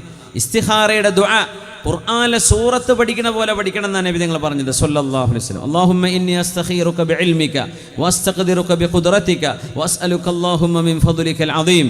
اللهم إن كنت تعلم أن هذا الأمر خير لي في ديني ودنياي وعاقبة أمري عاجله وآجله. തുടങ്ങി ആ ഒരു ഇസ്തിഖാറത്തിന്റെ ദുആയുണ്ട്. فإنك تقدر ولا أقدر وتعلم ولا أعلم وأنت علام الغيوب اللهم إن كنت تعلم أن هذا الأمر എന്ന് പറഞ്ഞിട്ട് അല്ലാഹുവേ ഞാനൊരു വിഷയത്തിലേക്ക് മുന്നിടുകയാണ്, ഇതെനിക്ക് ഖൈറാണെങ്കിൽ സാധിപ്പിച്ചു തരയണമേ, ഇതെനിക്ക് ഷർറാണെങ്കിൽ ദൂരത്താക്കി തരയണമേ എന്ന് പറഞ്ഞുകൊണ്ടാണ് നമ്മൾ ഇസ്തിഖാറ ചെയ്യേണ്ടത്. ഏത് കാര്യത്തിനും. ഒരു കുട്ടിക്ക് കോളേജിലേക്ക് അഡ്മിഷന് പോവാൻ ഇസ്തിഖാറത്ത് ചെയ്യണം. ഒരു യാത്ര പോവാൻ ഇസ്തിഖാറ ചെയ്യണം. കൺഫ്യൂഷൻ ഉണ്ടാവുമ്പോൾ മാത്രമല്ല ഇസ്തിഖാറ. ഏതൊരു അമല് ചെയ്യുകയാണെങ്കിലും അള്ളാഹുവിന് 2 റക്അത്ത് നിസ്കരിക്കുക, ഇസ്തിഖാറത്തിന് ദുആയും ചെയ്യുക. പിന്നെ നമ്മൾ നിയ്യത്ത് ചെയ്ത് ആ വിഷയത്തിലേക്ക് ഇറങ്ങുക, അള്ളാഹു ബർക്കത്ത് തരും. ഇസ്തിഖാറ കഴിഞ്ഞാൽ പിന്നെ സ്വപ്ന ദർശനം കിട്ടും, അങ്ങനെയൊന്നുമില്ല. അത് കഴിഞ്ഞാൽ പിന്നെ നിങ്ങൾക്ക് മനസ്സിലേക്ക് വരുന്ന എന്താണോ അതനുസരിച്ച് ചെയ്തേക്കാം. അള്ളാഹു അതിലൊരു ഖൈർ വെച്ചിട്ടുണ്ടാവും. അങ്ങനെയാണ് ഏതൊരു കാര്യവും. വിവാഹം ആലോചിക്കുന്നുണ്ട് കുട്ടികൾക്ക്, ഇസ്തിഖാറ ചെയ്യണം. ഒരു പുതിയാപ്പിള്ള ബന്ധം വേണോ വേണ്ടേ, ഖൽബിനുള്ളിൽ സംശയമുണ്ട്, അള്ളാഹു ഒരു തീരുമാനത്തിലേക്ക് അത് എത്തിക്കും. ഏത് കാര്യത്തിലും ഇസ്തിഖാറത്ത് വേണം. വമൻ യതവക്കൽ അലല്ലാഹി ഫഹുവ ഹസ്ബുഹു. സൂറത്തു ത്വലാഖാണത്. വമൻ യതവക്കൽ അലല്ലാഹി ഫഹുവ ഹസ്ബുഹു. ആരാണോ അള്ളാഹുവിനെ കാര്യങ്ങൾ ഏൽപ്പിക്കുന്നത് അവർക്ക് അള്ളാഹു മതി. ആരാ ഏൽപ്പിച്ചത് അവർക്കേത് കിട്ടുള്ളൂ എന്നാ. അങ്ങനെയാണ് നമ്മൾ പറയും. മരുന്ന് കുടിക്കുമ്പോൾ, ടാബ്ലറ്റ് കഴിക്കുമ്പോൾ, ഷുഗറിനും പ്രഷറിനും കൊളസ്ട്രോളിനും ഒക്കെ മരുന്ന് കുടിക്കുമ്പോഴേ ആ ഗുളികയല്ല മാറ്റിത്തരുന്നത്. ആരാണ് മാറ്റിത്തരുന്നത്? അള്ളാഹുവാണ്. ഇതിൻ്റെ ഒരു കാരണമാണ്. എല്ലാ രോഗത്തിനും ഡോക്ടർമാരും മരുന്ന് തരും, മാറാതെ പോകണില്ലേ, രോഗി മരിക്കണില്ലേ? മരുന്നാണ് രോഗം മാറ്റുന്നതെങ്കിൽ രോഗിക്ക് ശിഫ കിട്ടണം. പക്ഷെ കിട്ടൂല. എന്തേ? ബോഡി വർക്ക് ചെയ്യണില്ല, ബോഡി റെസ്പോണ്ട് ചെയ്യുന്നില്ല എന്ന് പറയും ഡോക്ടർ. എന്താ കാരണം എന്നറിയോ? അള്ളാഹുവിൻ്റെ ഖളാ അവിടെ മറ്റൊന്നാണ്. എന്ത് കളിച്ചിട്ടും പിന്നെ കാര്യം ഉണ്ടാവില്ല. മരുന്ന് കഴിക്കണം, അത് കഴിച്ചിരിക്കണം, ഡോക്ടറെ കാണണം. ഇത് നബി തങ്ങൾ പറഞ്ഞ തദാവൗ യാ ഇബാദല്ലാഹ്, അള്ളാഹുവിൻ്റെ അടിമകളെ നിങ്ങൾ മരുന്ന് കുടിക്കണം കേട്ടോ. തദാവൗ യാ ഇബാദല്ലാഹ്, മരുന്ന് വേണ്ടെന്ന് പറയരുത്. സിദ്ദീഖ് റളിയല്ലാഹു അൻഹു അമ്പിയാക്കൾ കഴിഞ്ഞാൽ പിന്നെ ഏറ്റവും ഈമാനുള്ള മഹാനാണ്. മഹാനവറുകൾ അങ്ങനെ ചെയ്തിട്ടുണ്ട്. നമ്മൾ സാധാരണക്കാരെ കൊണ്ടൊന്നും കഴിയില്ല. അത് മരുന്ന് കഴിക്കണം, ഡോക്ടറെ കാണിക്കണം, ഇതിലൊന്നും പ്രയാസമില്ല, സുന്നത്താണ്. പുണ്യ നബി തങ്ങൾ പറഞ്ഞല്ലേ ഇത്, ഡോക്ടറെ കാണിക്കണം എന്ന് സല്ലല്ലാഹു അലൈഹി വസല്ലം. തദാവൗ യാ ഇബാദല്ലാഹ് ഫഇന്നല്ലാഹ ലം യളഅ ദാഅൻ ഇല്ലാ വവളഅ ലഹു ദവാ. There is no disease but there is a cure for it. ഏത് രോഗത്തിനും ശമനമുണ്ട്, അതിന് മെഡിസിൻ ഉണ്ട്. അലിമഹു മൻ അലിമ വജഹിലഹു മൻ ജഹില. അതറിയുന്നവർക്കറിയാം, അല്ലാത്തവർക്ക് അറിയില്ല. ഏത് രോഗത്തിനും മരുന്നുണ്ട്, ഇല്ലൽ ഹറം വൽ മൗത്ത്, മരണത്തിനും വാർദ്ധക്യത്തിനും മരുന്നില്ല. അതങ്ങനെ വന്നുകൊണ്ടിരിക്കും. എല്ലാത്തിനൊക്കെ മരുന്നുണ്ട്, നിങ്ങൾ മരുന്ന് കഴിക്കണം എന്ന് നബി തങ്ങൾ പഠിപ്പിച്ചു സ്വല്ലല്ലാഹു. തങ്ങളെ ഡോക്ടർ വന്ന് ചികിത്സിച്ചിട്ടുണ്ട് സ്വല്ലല്ലാഹു അലൈഹി വസല്ലം. എന്താ കുഴപ്പം? ഡോക്ടർമാരെ നബി തങ്ങൾ വിളിച്ചിട്ടുണ്ട്, ഹബീബായ നബി തങ്ങൾ സ്വല്ലല്ലാഹു അലൈഹി വസല്ലം. ഡോക്ടർമാരുടെ ഒരു വിഷയം നമ്മൾ മാലിക് ദീനാർ നമ്മുടെ മഖാമിൻ്റെ ഇപ്പുറത്ത് ആ ഗ്രൗണ്ടിൽ ഒരു പരിപാടി ഉണ്ടായിരുന്നു കുറച്ച് വർഷങ്ങൾക്ക് മുമ്പ്. അന്ന് ഡോക്ടർമാരും ചികിത്സയും അതുമായി ബന്ധപ്പെട്ട വിഷയമായിരുന്നു. അപ്പോൾ അവിടെ നമ്മൾ പറഞ്ഞിരുന്ന വിഷയങ്ങളൊക്കെ വലിയ സേവനമാണ് അവർ ചെയ്യുന്നത്, ഡോക്ടർമാരും നഴ്സുമാരൊക്കെ. അല്ലാഹു അർഹമായ പ്രതിഫലം കൊടുക്കട്ടെ. അശ്അരികളിൽപ്പെട്ട 3 മഹാന്മാർ, അബൂ മൂസൽ അശ്അരി തങ്ങൾ, അബൂ മാലിക് റഹ്മത്തുള്ളാഹി അലൈഹി, അബൂ ആമിറുൽ അശ്അരി, 3 പേർ അശ്അരികളൊക്കെ യമനികളാണ്. അൽ ഈമാനു യമാനിൻ വൽ ഫിഖ്ഹു യമാനിൻ വൽ ഹിക്മതു യമാനിയ. തത്വജ്ഞാനം യമനിൻ്റേതാണ്, ദീനിൻ്റെ അറിവ് യമനിൻ്റേതാണ്, ഈമാൻ യമനികളുടെ ഈമാനാണ് ഏറ്റവും നല്ല ഈമാൻ എന്ന് ഹദീസിൽ കാണാൻ കഴിയും. അൽ ഈമാനു യമാനിൻ വൽ ഫിഖ്ഹു യമാനിൻ വൽ ഹിക്മതു യമാനിയ. യമനി പണ്ഡിതന്മാർ, അവരിൽ വലിയ അഗാധമായ അറിവുള്ള ആളുകളുണ്ട്, അള്ളാഹുവിന് ഇഷ്ടമുള്ള ആളുകളുണ്ട് എന്ന് റസൂലുള്ളാഹി സ്വല്ലല്ലാഹു അലൈഹി വസല്ലം. മദീനയിലേക്ക് വന്നു അവർ. അബൂ മൂസ, അബൂ മാലിക്, അബൂ ആമിർ അശ്അരീൻ, ഇവരൊക്കെ അശ്അരികളാണ്. അബൂ മൂസ അൽ അശ്അരി, അബൂ മാലിക് അൽ അശ്അരി, അബൂ ആമിർ അൽ അശ്അരി, ഇവരൊക്കെ മദീനയിലേക്ക് വന്നു. വന്ന സമയത്ത് കയ്യിൽ ഭക്ഷണമില്ല. ഖദ് അർമലൂ മിനസ്സാദ്, എല്ലാ ഭക്ഷണവും തീർന്നു പോയിട്ടുണ്ട്. യാത്രക്കാരാണ് അവർ, യമനിൽ നിന്ന് വരികയാണ്. പക്ഷെ അവർ വന്നത് എത്യോപ്യ വഴിയായിരുന്നു. അവർ സ്വഹാബികൾ ഒരുപാട് ആളുകൾ എത്യോപ്യയിലേക്ക് വന്നിട്ടുണ്ടെന്ന് കണ്ടപ്പോൾ അവർ അതിനിൽ നിന്ന് ബാബുൽ മന്ദിബ് കടലെടുക്കുന്നുണ്ട്. അവിടെ Bab el Mandeb, strait of Bab el Mandeb, Indian മഹാസമുദ്രവും ചെങ്കടലും കൂടി ചേരുന്ന കടലെടുക്ക്, അവിടെ നേരെ ക്രോസ് ചെയ്ത ആഫ്രിക്കയാണ്.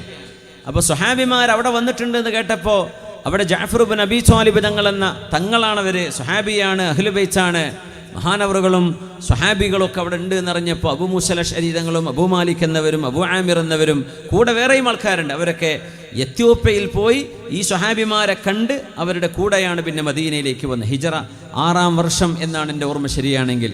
മദീനയിലേക്ക് നബി തങ്ങൾ എത്തി 6-ാമത്തെ കൊല്ലമാണ് അവരെത്തുന്നത്.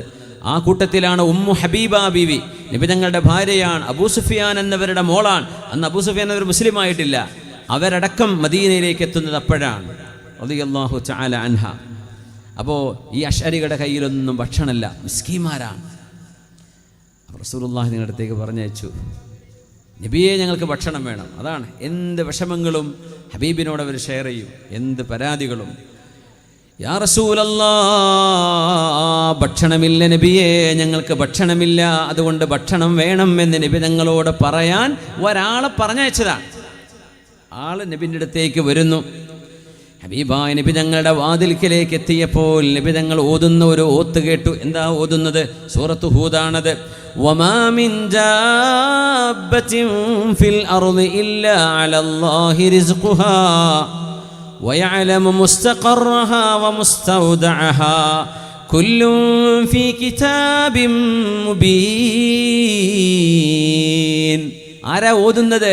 അഷ്റഫുൽ ഖൽഖ് സ്വല്ലല്ലാഹു അലൈഹി വസല്ലം. എന്താ ഇതിനർത്ഥം? അപ്പോൾ സ്വഹാബി നബിയോട് ഭക്ഷണം വേണമെന്ന് പറയാൻ വേണ്ടി ചെല്ലുകയാണ്. അപ്പോൾ തങ്ങൾ ഈ ഖുർആൻ ഇങ്ങനെ ഓതുകയാണ്. അതിൻ്റെ അർത്ഥം എന്താണെന്നറിയോ?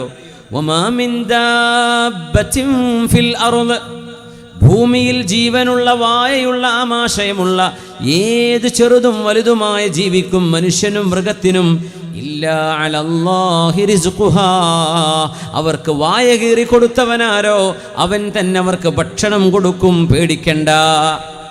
വയഅലമു മുസ്തഖറഹാ വമുസ്തൗദഅഹാ, അവരുടെ താമസം എവിടെയാണ്, അവരുടെ ഖബർ എവിടെയാണ്, ഇത് അല്ലാഹുവിനറിയാം. വീട് മവ്വലിലാണ്, ഖബർ മവ്വലിൽ തന്നെ ആവോ ഒന്നും നമുക്കറിയില്ല. വേറെവിടേക്കെങ്കിലും യാത്ര പോകുമ്പോൾ അവിടെ എവിടെ എങ്ങാനും വെച്ച് മരിക്കുകയാണെങ്കിൽ അപ്പോൾ അവിടെ മറവയ്യും. നമ്മുടെ വീടെവിടെയാണ്? മുസ്തൗദഅഹ, നമ്മളിനി നാളെ അടക്കം ചെയ്യുന്ന സ്ഥലം എവിടെയാണ്, അതാണ് ഖബർ. എവിടെയാണ് അല്ലാഹ്ക്കേ അറിയുള്ളൂ. നമ്മൾ ഖബർ കുഴിച്ച് വെക്കാം നാട്ടിൽ, കഴിഞ്ഞ കുഴപ്പമൊന്നുമില്ല. പക്ഷെ ആ ഖബറിൽ തന്നെ വന്ന് കിടക്കുന്ന ഉറപ്പൊന്നുമില്ല.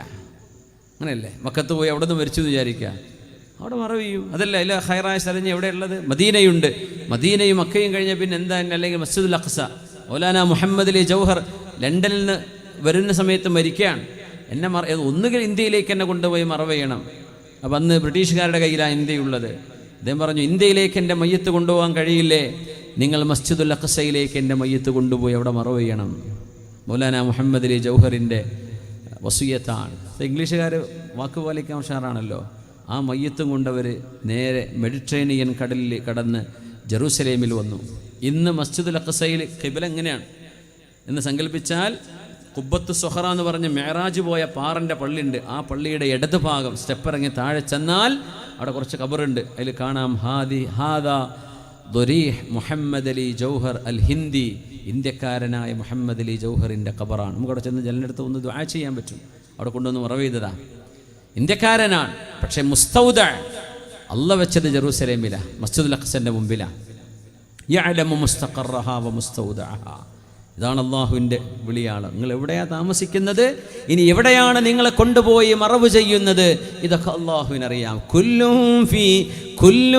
ഫീ കിതാബിൻ മുബീൻ.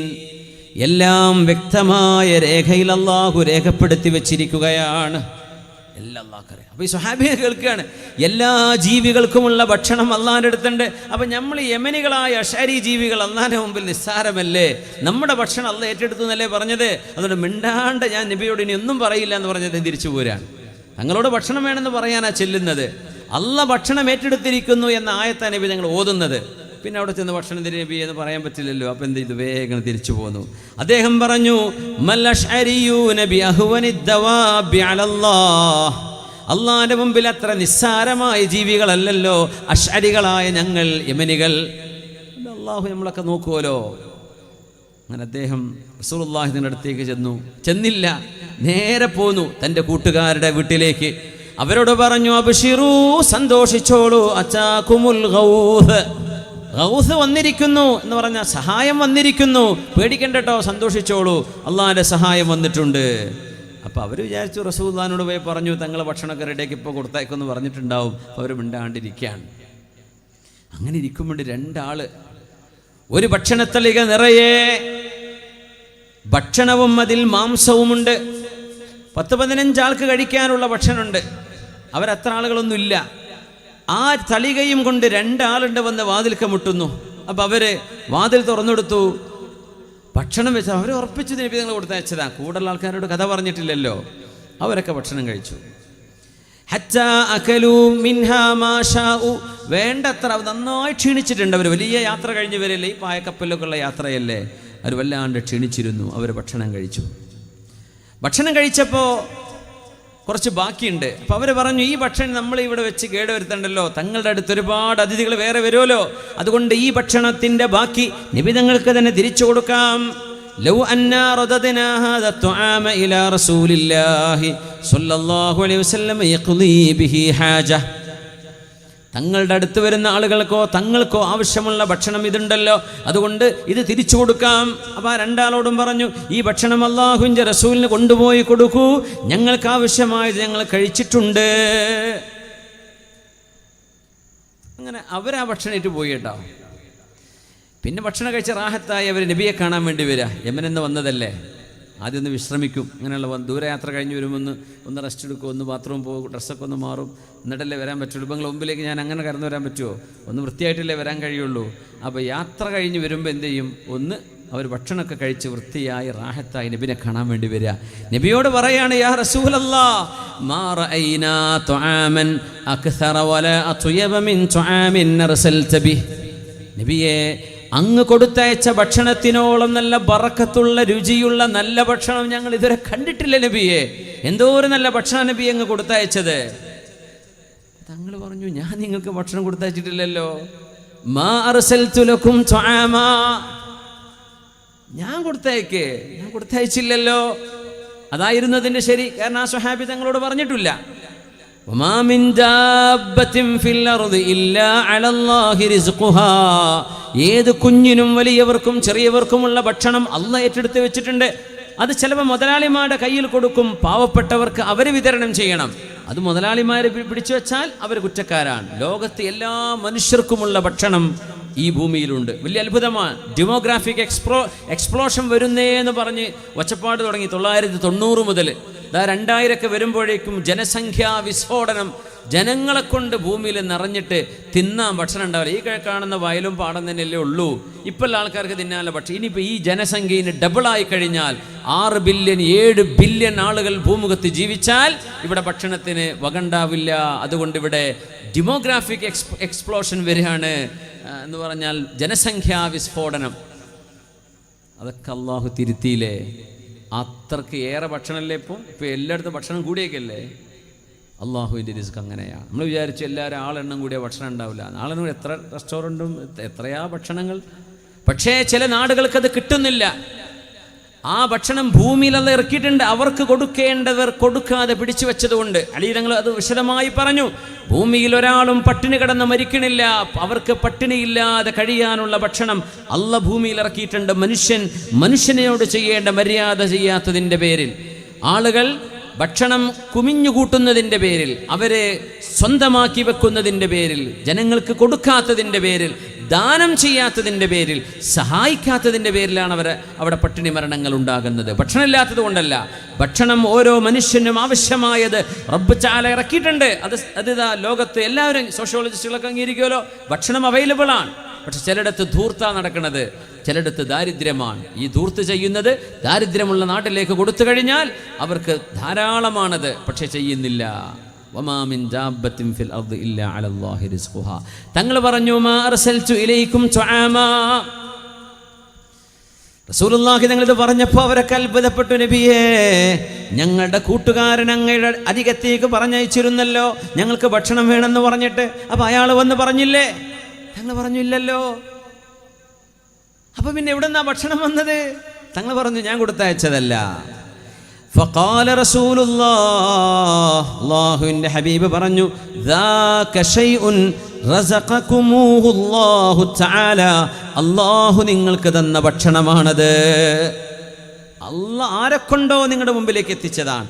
ആ വന്ന 2 ചെറുപ്പക്കാർ ഒരുപക്ഷെ അല്ലാഹുവിൻ്റെ മലക്കുകളായിരിക്കാം, മനുഷ്യരൂപത്തിൽ വന്നത്. അല്ലാഹ് നിങ്ങൾക്ക് തന്നു. എന്തേ? വമാ മിൻ ദാബത്തിൻ ഫിൽ അർദി ഇല്ലാ അലല്ലാഹി റിസ്ഖുഹാ. ആ ഒരു ആയത്ത് പഠിച്ചു കഴിഞ്ഞാൽ പിന്നെ ജോലി നഷ്ടപ്പെട്ട മനുഷ്യൻ കരയരുത്. കച്ചവടം നഷ്ടമായി, പൈസ നഷ്ടമായി, എൻ്റെ റിസ്ക് പോയല്ലോ എന്ന് പറയല്ലേ. അള്ളാഹ് കണക്കാക്കിയത് അവിടെ സംഭവിച്ചു. പാഠം പഠിക്കേണ്ടത് പഠിക്കണം, ശരിയാണ്, തെറ്റുകൾ തിരുത്തണം. പക്ഷേ എൻ്റെ റിസ്ക് അവിടെ അവസാനിച്ചു എന്ന് പറയരുത്. അള്ളാഹു നിങ്ങളുടെ റിസ്ക് ഏറ്റെടുത്തിരിക്കുകയാണ്. വമാ മിൻ ദാബത്തിൻ ഫിൽ അർദി ഇല്ലാ അലല്ലാഹി റിസ്ഖുഹാ. നിങ്ങൾക്ക് വേണ്ട ജോലിയും നിങ്ങൾക്ക് വേണ്ട കച്ചവടവും നിങ്ങൾക്ക് വേണ്ട ഭക്ഷണവും അള്ളാഹുവിൻ്റെ ഖജനാവിലുണ്ട്. ഒരു കമ്പനിയിൽ നിന്ന് പുറത്താക്കിയെന്ന് വിചാരിക്കുക, അടുത്ത കമ്പനി നിങ്ങളെ തുറന്ന് കാത്തിരിക്കുന്നുണ്ട്. ഗൾഫിൽ പണി പോയി, നാട്ടിൽ പണി ഉണ്ടാവും. നാട്ടിൽ പണി പോയി, ഗൾഫിൽ പണി ഉണ്ടാവും. വേറെ എവിടെയെങ്കിലും കാണും. നമ്മൾ വിചാരിക്കുന്നത് പോലെയല്ല അള്ളാഹുവിൻ്റെ തർത്തീബ്. ഇത് മുഅ്മിനായ മനുഷ്യൻ്റെ ഖൽബിൽ വേണം. അല്ലാത്തൊരു പേടിക്കും. പഠിച്ചോനെ എനിക്ക് പെൻഷൻ ആവാനായി, എന്തായിരിക്കും എൻ്റെ പെൻഷൻ കാലാവസ്ഥ? നമ്മളെല്ലാവരും ചിന്തിക്കുന്നുണ്ട്. അങ്ങനെ വരുമ്പോൾ അപ്പം കാണാമെന്നല്ലാണ്ട് എന്തേ? അള്ളാഹുലേക്ക് ഏൽപ്പിച്ചിരിക്കുകയാണ്. അപ്പോൾ അള്ളാഹു ഒരു വഴി കണ്ടിട്ടുണ്ടാവും. മക്കളെ കാത്തിരിക്കേണ്ട, മക്കളിലൂടെ നമുക്ക് ആശ്വാസം കിട്ടുമെന്നും വിചാരിക്കേണ്ട. തവക്കുല് മക്കളുടെ മേലല്ല, തവക്കുൽ ആരുടെ മേലാണ്? അള്ളാഹുവിൻ്റെ മേലാണ് തവക്കുലാക്കേണ്ടത്. ബാങ്ക് അക്കൗണ്ടിൻ്റെ മേലല്ല തവക്കുലാക്കേണ്ടത്. ബാങ്ക് അക്കൗണ്ട് തീർന്നാൽ പിന്നെ ഇവരുടെ വയറിന് കത്തിക്കാളൽ വരും. എന്തേ? ആകെ തവക്കുലാക്കിയത് ബാങ്കിലാണ്, അത് വയസ്സ് പോയല്ലോ എന്ന് പറയും. തവക്കുൽ അള്ളാഹുവിൻ്റെ മീതെയാണ്. പടച്ചവനെ നിന്നെ ഏൽപ്പിച്ചു റബ്ബേ ഞാൻ. ഇത് കൽബ് കൊണ്ട് നിങ്ങൾ ചെയ്യും. ഞാൻ ഈ പറഞ്ഞുകൊണ്ടൊന്നും കാര്യമില്ലേ, നിങ്ങൾ വെറുതെ കേട്ടു പോയിട്ടും കാര്യമില്ല, വേസ്റ്റ് ആക്കേണ്ട ഈ ടൈം. കൽബ് കൊണ്ട് നിങ്ങളുടെ വിഷയത്തിൽ നിങ്ങൾ അള്ളാഹുവിനെ ഏൽപ്പിച്ചിട്ട് അതിൻ്റെ റിസൾട്ടിൻ്റെ അത്ഭുതം കണ്ണിൽ നിങ്ങൾ കാണും, നിങ്ങൾ കണ്ടിരിക്കും. അത് ദുന്യാവെന്ന് അനുഭവിച്ചിട്ടുള്ളവനെ എപ്പോഴും അനുഭവിക്കാൻ നേരം ഉണ്ടാവുക. മരിക്കേണ്ടുമെങ്കിൽ അറിയണ്ടേ അള്ളാഹിനെ ഏൽപ്പിച്ചിട്ട് റബ്ബൻ്റെ കാര്യം. ആർക്കെങ്കിലും അങ്ങനെ അനുഭവമുള്ളവരെന്ന് പറഞ്ഞാൽ, ഏതെങ്കിലും ഒരു വിഷയത്തിൽ നിങ്ങൾ കുടുങ്ങിയിട്ട് പ്രയാസപ്പെട്ടിട്ട് നിങ്ങളറിയാത്ത വഴിയിലൂടെ അള്ളാഹു നിങ്ങളുടെ മുമ്പിലേക്ക് അതിൻ്റെ പരിഹാരം എത്തിച്ചു തന്നു. അല്ലെങ്കിൽ ഡോക്ടർ മടക്കി വിട്ട് രോഗം ശിഫയാവില്ല, നിങ്ങൾ പോയി ദുആ ചെയ്തു. ചിലപ്പോൾ ഏതെങ്കിലും ഒരു മഹാന്റെ സാന്നിധ്യത്തിൽ, ഒരു ഹദറത്തിൽ, ഒരു മഖാമിൽ നിന്നുകൊണ്ട് ദുആ ചെയ്തു, അള്ളാഹു അത് സ്വീകരിച്ചു. അനുഭവമുള്ളവരൊന്ന് കൈവയ്ക്കട്ടെ. മാഷാ അല്ലാഹ്, ആളുകളുണ്ട് കേട്ടോ. അൽഹംദുലില്ലാ. നമുക്കത് ഈമാനോട് കൂടും, ഈമാൻ വർദ്ധിക്കും. നമ്മൾ വെറുതെ അങ്ങനെ വിചാരിക്കേണ്ട ഉണ്ടോന്ന് ഇസ്ലാമിന് പുറത്തു പോകും. അല്ലാഹു റബ്ബുൽ ഇസ്സത്തിൻ്റെ അസ്തിത്വം മാത്രമല്ല, അള്ളാഹു നമ്മുടെ ജീവിതത്തിൽ ഇടപെട്ടുകൊണ്ടിരിക്കുകയാണ്. ഇത് മനസ്സിലാക്കുമ്പോഴാണ് ഈമാൻ ഉണ്ടാവുക. അല്ല അള്ളാഹ് അവിടെ ഉണ്ട്, നമ്മളിവിടെ ഉണ്ട്, അതാണോ? നമ്മുടെ ജീവിതത്തിൻ്റെ ചെറുതും വലുതും നിങ്ങളെ ഒരാൾ ചീത്ത വിളിച്ചു എന്ന് വിചാരിക്കുക, ആ മനുഷ്യൻ്റെ നാക്കിലൂടെ നിങ്ങളത് കേൾക്കാൻ കാരണമായത് അള്ളാഹു അയാളെ കൊണ്ട് പറയിപ്പിക്കുകയാണ്. പക്ഷെ അയാളത് ചെയ്താൽ അയാളുടെ നിയ്യത്തിന് ശിക്ഷയുണ്ടായിരിക്കും. പക്ഷെ ആ പണി നടന്നത് അള്ളാഹുവിൻ്റെ ഒരു ഖളാ ആണ്. നിങ്ങളെ ഒന്ന് ചിന്തിപ്പിക്കാനോ നിങ്ങൾക്ക് എന്തെങ്കിലും ഒരു ഖൈർ കിട്ടാനോ അള്ളാഹു അവിടെ ഇടപെട്ടതാണ്. അങ്ങനെ മനസ്സിലാക്കേണ്ടത്. ഒരു ആക്സിഡൻ്റ് ഉണ്ടായി, ചിലപ്പോൾ രക്ഷപ്പെടും, ചിലപ്പോൾ മരിച്ചുപോയി, ചിലപ്പം വളരെ ഫേറ്റൽ ആക്സിഡൻറ്റ്, ഒരു മാരകമായ മുറിവുകളേറ്റെന്ന് വന്നേക്കാം. അള്ളാഹുവിൻ്റെ ഒരു ഹുക്കുമും ഒരു ഖളാഉം അവിടെ സംഭവിച്ചു. അപ്പുറത്തെ ആൾ വണ്ടി ഓടിച്ചത് കള്ളുടിച്ചിട്ടായിരിക്കും, മയക്കുമരുന്ന് അടിച്ചിട്ടായിരിക്കും, അത് വേറെ വിഷയം. അള്ളാഹുവിൻ്റെ ഖളാ നിങ്ങളിൽ സംഭവിച്ചതാണ്. ഈ മതിൽമന്ദിര കുട്ടിനെ തള്ളിയിട്ടൊരു കുട്ടി മരിച്ചു, അതൊരു മരണമാണ്. കുട്ടി സ്വന്തമായി വീടിൻ്റെ മുകളിൽ നിന്ന് ചാടി മരിച്ചു, അതും ഒരു മരണമാണ്. വണ്ടിയിടിച്ച് മരിച്ചു, അതും മരണമാണ്. ഇവിടൊക്കെ മരിപ്പിച്ചതാരാ? അള്ളാഹുവാണ്. അങ്ങനെ മനസ്സിലാക്കാൻ പറ്റുമോ?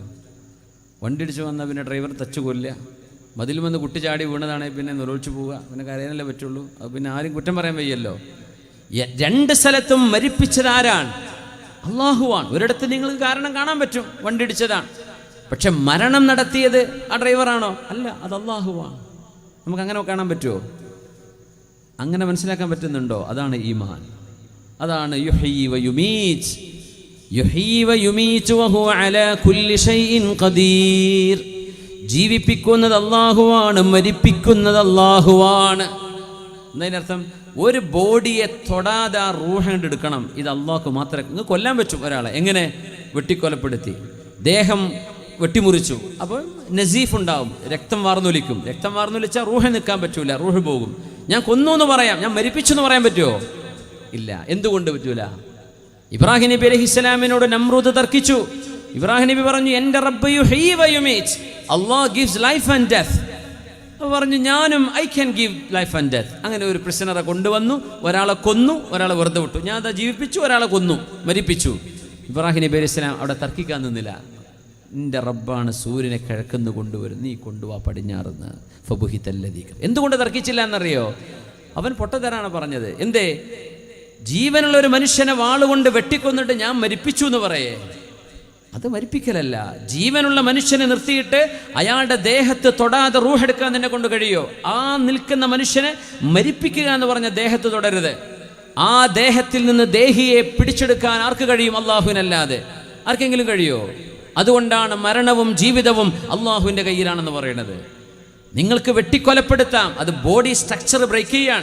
റൂഹ് നിലനിൽക്കാൻ അള്ളാഹു തആല ചില പ്രീ റിക്വിസിറ്റ്സ് അള്ളാഹുവിനുണ്ട്. ആ തീരുമാനത്തെ, ആ സംവിധാനത്തെ നമ്മൾ ബ്രേക്ക് ചെയ്തു, അപ്പോൾ റൂഹ് പുറത്തു പോകും. അത് കൊല്ലലാണ്. മരിപ്പിക്കലാണോ? മരിപ്പിക്കണമെങ്കിൽ ദേഹത്ത് തൊടാൻ പാടില്ല. കിടക്കണ മനുഷ്യൻ്റെ റൂഹ് നീ എടുക്ക്, അതിന് കഴിയോ? അത് അള്ളാഹുവിന് മാത്രമേ കഴിയൂ. യുഹ്യി വയുമീത്. മരണവും ജീവിതവും നൽകുന്നത് അള്ളാഹുവാണ്. അതുകൊണ്ട് ഭാര്യ പ്രസവിച്ചപ്പോൾ രക്തസ്രാവമുണ്ടായി ഹോസ്പിറ്റലിൽ നിന്ന് മരിച്ചു എന്ന് വന്നേക്കാം, അത് അള്ളാഹുവിൻ്റെ ഖളാണ്. ഒരു ഡോക്ടർ അറിഞ്ഞുകൊണ്ടത് ചെയ്യുമോ?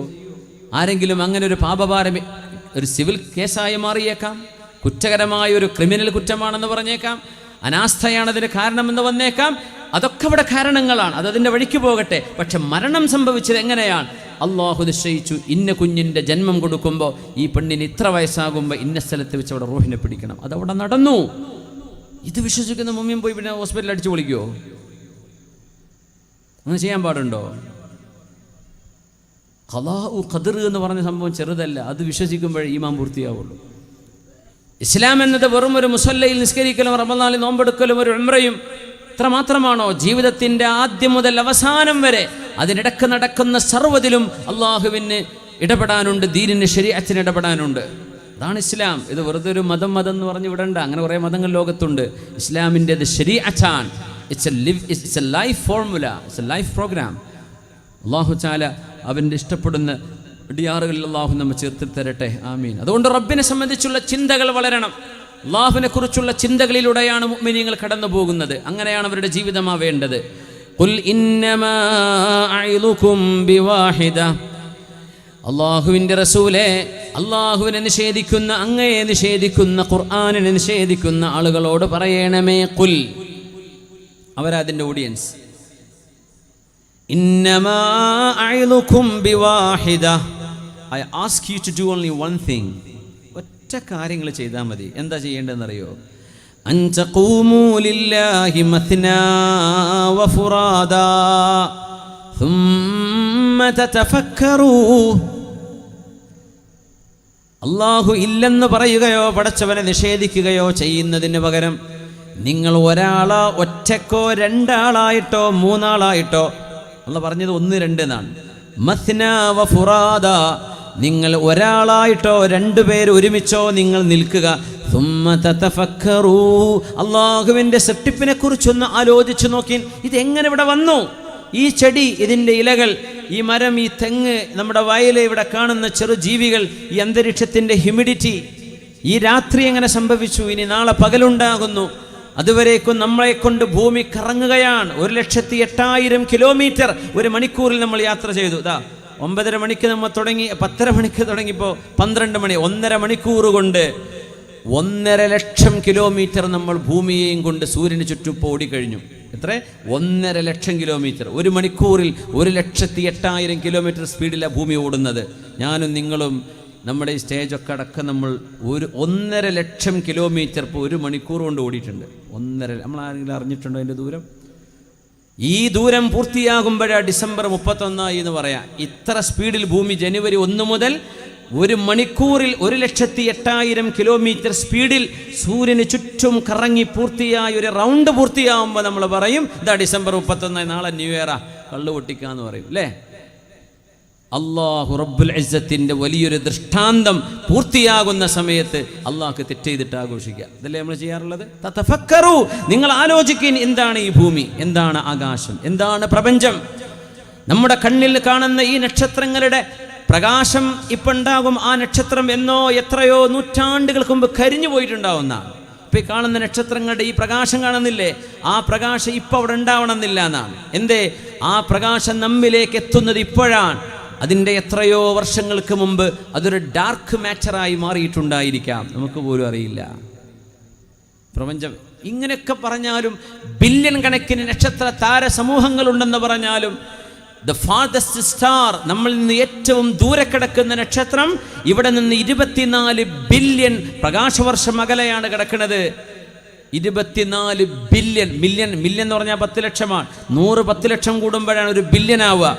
അങ്ങനെ 24 ബില്യൺ വർഷങ്ങൾ, ഒരു സെക്കൻഡിൽ 3 ലക്ഷം ദൂരം യാത്ര ചെയ്യുന്ന പ്രകാശം ഇത്രയും കൊല്ലങ്ങൾ യാത്ര ചെയ്താൽ എത്തുന്ന ദൂരമാണ് ഈ പറഞ്ഞ 24 ബില്യൺ പ്രകാശവർഷം എന്ന് പറഞ്ഞു. അങ്ങനെ ഒരു സെക്കൻഡിൽ പ്രകാശം യാത്ര ചെയ്യുന്നത് 3 ലക്ഷം കിലോമീറ്റർ. സെക്കൻഡിൽ 2 സെക്കൻഡായപ്പോഴേക്കും 6 ലക്ഷം കിലോമീറ്റർ എത്തി. ഒരു സെക്കൻഡിൽ 3 ലക്ഷം കിലോമീറ്റർ. അതാ പ്രകാശത്തിൻ്റെ വേഗത, സൂര്യപ്രകാശത്തിൻ്റെ. ആ വേഗതയുള്ള സാധനം ഒരു മിനിറ്റ് യാത്ര ചെയ്യുമ്പോൾ എത്ര കിലോമീറ്റർ ഓടും? ഒരു സെക്കൻഡിൽ 3 ലക്ഷം ആണെങ്കിൽ 10 ലക്ഷം കൊല്ലം യാത്ര ചെയ്ത് എത്ര ഉണ്ടായിരിക്കും? എത്ര കിലോമീറ്റർ ഓടും? അങ്ങനത്തെ 100 10 ലക്ഷമാകുമ്പോൾ 1 ബില്യൺ. അങ്ങനത്തെ 24 ബില്യൺ കൊല്ലങ്ങൾ ഈ പ്രകാശം യാത്ര ചെയ്താൽ എത്തുന്ന കിലോമീറ്റർ. അവിടെയാണ് ഇപ്പോൾ കണ്ട അവസാനത്തെ നക്ഷത്രം കാണുന്നത്. അതിനപ്പുറത്തേക്ക് ഇനിയുണ്ട്, കാണാൻ പറ്റുന്നില്ല. ഈ കണ്ട ലോകമൊന്നാകെ ഈ പ്രപഞ്ചത്തിൻ്റെ 4% ആയിട്ടുള്ളൂ. നീ 96% കണ്ടുപിടിക്കാനാണ്. ഇതൊക്കെ നിങ്ങൾ ആലോചിക്കുന്നില്ലേ? സുമ്മ തതഫക്കറു, നിങ്ങൾ എന്താണ് സയൻസ് പഠിക്കാത്തത്? എന്തുകൊണ്ട് നിങ്ങൾ ആസ്ട്രോണമി പഠിക്കുന്നില്ല? അപ്പോൾ ആസ്ട്രോളജിയാണ് നോക്കല്. ഇങ്ങനെ ശകുനം നോക്കുക, രാശി നോക്കുക. ഹറാമാണ്, നമുക്ക് പാടില്ലത്. ഇസ്ലാമെന്ന് പുറത്തു പോകും. എൻ്റെ രാശി ഏതാ, ഞാൻ ഏത് നാളിലാണ് ജനിച്ചത്, എൻ്റെ നക്ഷത്ര വാരഫലം വെറുതെ വായിച്ചാൽ 40 ദിവസത്തെ നിസ്കാരം നോമ്പ് അല്ലാഹു സ്വീകരിക്കൂല. അതെങ്ങാനും വിശ്വസിച്ചു എൻ്റെ രാശി ഇന്നതാണ് എന്ന് നക്ഷത്ര വാരഫലം വായിക്കുകയോ ചിന്തിക്കുകയോ വിശ്വസിക്കുകയോ ചെയ്തു പോയാൽ ഫഖദ് കഫറ ബിമാ ഉൻസില അലാ മുഹമ്മദിൻ, അഷ്റഫുൽ ഖൽഖ് തങ്ങളുടെ ദീനിൽ നിന്ന് അവർ പുറത്തുപോയി. ഇതാണ് പഠിക്കേണ്ടത്. ആസ്ട്രോണമിയാണ്, ആസ്ട്രോളജി അല്ല. ആസ്ട്രോളജി അന്ധവിശ്വാസമാണ്. ആസ്ട്രോണമി സ്പേസ് സയൻസ് ആണ്, ആകാശലോകങ്ങളെക്കുറിച്ചുള്ള പഠനമാണ്. സോളജി പഠിക്കണം, ബോട്ടണിയും കെമിസ്ട്രിയും ഫിസിക്സും പഠിക്കണം. ഭൂമിയെക്കുറിച്ചുള്ള പഠനം നടക്കണം. ഭൂമിയെക്കുറിച്ചുള്ള ഭൂമിയുടെ ഭൂഗർഭ വസ്തുക്കളെ സംബന്ധിച്ചുള്ള പഠനങ്ങൾ, ജിയോളജി പഠിക്കണം, ജിയോഗ്രഫി പഠിക്കണം. ഇതൊക്കെ പഠിക്കുമ്പോൾ അള്ളാഹുവിനെ മനസ്സിലാവും. ഇതൊക്കെ വെറുതെ ഉണ്ടാവോ? ഉണ്ടാവില്ല, തീർച്ചയാണ്. ഞാനിവിടെ മൈക്കിൽ സംസാരിക്കുമ്പോൾ എൻ്റെ ശബ്ദം ഈ മൈക്കിലൂടെ കടന്നു വന്ന് സ്പീക്കറിലൂടെ നിങ്ങളുടെ മുമ്പിലേക്ക് എത്തുന്നതിന് എത്രയായിരം ടെക്നോളജിയുടെ സഹായം ആവശ്യമായി വന്നിട്ടുണ്ട്. ഈ ഇലക്ട്രിസിറ്റി, ഈ സാധനം ഇൻവെൻ്റ് ചെയ്യണം, സൗണ്ട് വേവുകളുടെ പ്രവർത്തനങ്ങളെ പഠിക്കണം, അത് ഈ ക്ലാരിറ്റിയിൽ കിട്ടണം. അതിനാവശ്യമായ മോണിറ്ററുകൾ, ആംപ്ലിഫയറുകൾ, അതിൻ്റെ ഓപ്പറേറ്റർമാർ വർക്ക് ചെയ്യണം. ഇതൊക്കെ നിസ്സാരമാണോ നമ്മൾ വിചാരിക്കുന്നതൊക്കെ? നമ്മുടെ കൈ നിസ്സാരമാണോ? നമ്മുടെ മൊബൈൽ ഫോൺ. ഈ സീറ്റിലിരിക്കുന്ന ഒരാൾ, ഇപ്പം ഇവിടെ മമ്മിച്ചിരിക്കുന്നുണ്ട്, അവിടെ എൻ്റെ മാണിക്കോത്ത മമ്മിച്ചിരിക്കുന്നുണ്ട്, നമ്മുടെ കാഞ്ഞങ്ങാട്ട മമ്മിച്ച.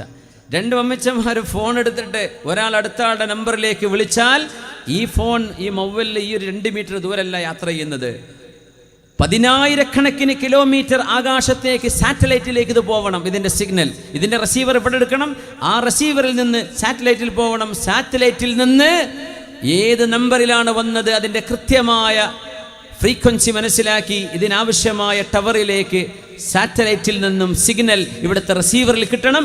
എന്നിട്ട് ആ പറഞ്ഞ ആളെ മൊബൈലിലേക്ക് വരണം. ഇതൊക്കെ നടക്കുന്നത് മൈക്രോ സെക്കൻഡ് കൊണ്ടാണ്.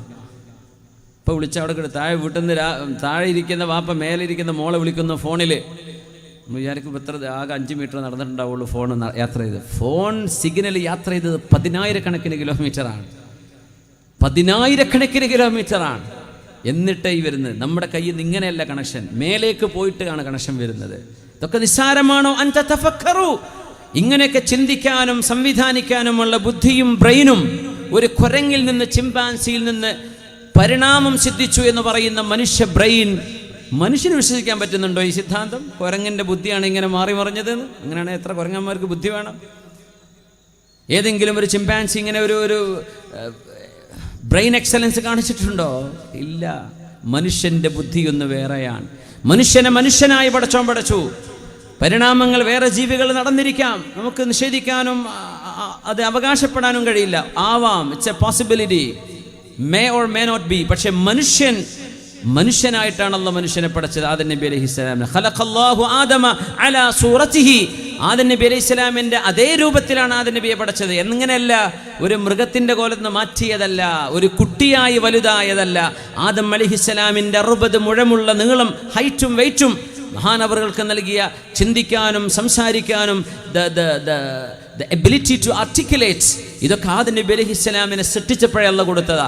മനുഷ്യൻ ഭാഷയില്ലാതെ അലഞ്ഞു തിരിഞ്ഞ് നടന്നിട്ടില്ല. മനുഷ്യൻ ഭക്ഷണം എങ്ങനെയാണ് കഴിക്കേണ്ടത്, എങ്ങനെയാണ് കൃഷി ചെയ്യേണ്ടത് എന്നറിയാതെ, ഭാഷയില്ലാതെ, ആംഗ്യഭാഷ, ഇതൊക്കെ മനുഷ്യനുണ്ടാക്കിയ ഹൈപ്പോത്തസിസ് ആണെന്നാണ് ഞാൻ വിശ്വസിക്കുന്നത്. അത് നമ്മുടെ പാഠപുസ്തകങ്ങൾ പഠിപ്പിക്കപ്പെടുന്നു. ഓക്കെ, എക്സാമിന് വേണ്ടി നമ്മൾ പഠിക്കേണ്ടി വരും. പക്ഷേ ഹ്യൂമൻ ലോജിക്ക് അത് അംഗീകരിക്കുന്നില്ല. സത്യസന്ധരായ സയൻറ്റിസ്റ്റുകൾ അത് അംഗീകരിക്കുന്നില്ല. ചാൾസ് ഡാർവിന് തെറ്റുപറ്റി എന്നവർ പറയുന്നു. മിസ്സിംഗ് ലിങ്ക്സ് അവിടെ ലഭ്യമാണ്. അദ്ദേഹം പോയ ആ ഒരു മരുഭൂമിയിലെ അല്ലെങ്കിൽ ഐലൻഡിലെ പ്രത്യേകമായ ചില ജീവജാലങ്ങളിൽ ഇത് സത്യമായിരിക്കാം. പക്ഷേ എല്ലാ ജീവികളും പരിണമിച്ചതല്ല. ജീവന്റെ ഉറവിടം എവിടെയാണ്? Where is the origin of life? ഭൂമിയിലാണോ? ചിലർ പറഞ്ഞു ആണ്, ചിലർ പറഞ്ഞു സമുദ്രത്തിലാണ്, ചിലർ പറഞ്ഞു മണ്ണിൽ നിന്നാണ്, ചിലർ പറഞ്ഞു അറ്റ്മോസ്ഫിയറിൽ നിന്ന്, ചിലർ പറഞ്ഞു സ്പേസിൽ നിന്ന് ജീവൻ ഇങ്ങോട്ട് വന്നതാണ് ഭൂമിയിലേക്ക്. ഓരോ സയൻറ്റിസ്റ്റ് വ്യത്യസ്ത അഭിപ്രായക്കാർ. കഴിഞ്ഞ 35 കൊല്ലം എവിടെ നിന്നാണ് ജീവൻ വന്നത് എന്ന് ദശലക്ഷക്കണക്കിന് ഡോളർ ചെലവഴിച്ച് സയൻറ്റിസ്റ്റുകൾ പഠിച്ചുകൊണ്ടിരിക്കുക. എവിടെ നിന്നാണ് ജീവൻ ഉണ്ടായത്? What is the origin of life? ഇതുവരെ കണ്ടെത്താൻ പറ്റിയിട്ടില്ല. ഇതുവരെ കണ്ടെത്താൻ പറ്റിയില്ല. എല്ലാവർക്കും വ്യത്യസ്ത അഭിപ്രായം. ഒരാൾ പറയും മറ്റവൻ പറഞ്ഞത് തെറ്റാ, ഇവൻ പറയും മറ്റവൻ പറഞ്ഞത്. എന്തുകൊണ്ട്? Each and everyone believes the other party is miserably failed. നമ്മൾ പറയുന്നത് അല്ലാഹുവിൽ നിന്നാണ്. യുഹീ വ യുമീറ്റ്. ജീവൻ കൊടുത്തത് അല്ലാഹുവാണ്, മരണം കൊടുക്കുക. അപ്പോൾ ചിക്കനോ എഗ്ഗോ ആദ്യം ഉണ്ടായത്, എന്തായാലും ആദ്യം വന്നത് ഉണ്ടാക്കിയത് അല്ലാഹുവാണ്. എന്തോ ആയിക്കോട്ടെ, ചിക്കൻ തന്നെ ആണെന്നാണ് നമ്മൾ പറയാ. ലോജിക്ക് അതാണ്. മുട്ടുണ്ടെങ്കിൽ അത് ഹാച്ച് ചെയ്യാനോ ചിക്കൻ വേണ്ട, ഇവിടെ ഒരു ഹെൻ വേണ്ടേ, ഒരു ഇവിടെ കോഴി ആവശ്യമുണ്ടല്ലോ. അത് മുട്ട എന്ത് ചെയ്യണമെങ്കിൽ, വിരിക്കണമെങ്കിൽ. അതുകൊണ്ട് ജീവികളുണ്ടായി എന്നതാണ് അടിസ്ഥാനം. മുസ്ലിമീങ്ങൾക്ക് അതൊന്നും പറയാനും വിശ്വസിക്കാനും പ്രയാസമില്ല. എന്തേ? അത് തീർത്തും ലോജിക്കൽ, റാഷണൽ ആൻഡ് സയൻറ്റിഫിക്. അല്ലാത്തൊക്കെ പറയാം. അവർ പറയുന്നതന്നെ സയൻസ് അല്ലല്ലോ. വെറുതെ ഉണ്ടായെന്ന് പറഞ്ഞാൽ സയൻസ് പറയും. സയൻസ് ലാബ് എന്ന് പറഞ്ഞത് കാര്യകാരണങ്ങളെ കൊണ്ട് പഠിച്ചു പറയുന്നതിനാ സയൻസ് എന്ന് പറയാം. വെറുതെ ഉണ്ടായി എന്ന് പറഞ്ഞാൽ സയൻസാ? അത് ഏത് കുട്ടിക്കും പറഞ്ഞോടെ വെറുതെ ഉണ്ടായിന്ന്? വെറുതെ ഉണ്ടാവില്ലല്ലോ. Nothing can come out of nothing. ഇല്ലായ്മയിൽ നിന്ന് ഒന്നും വരാൻ കഴിയില്ല.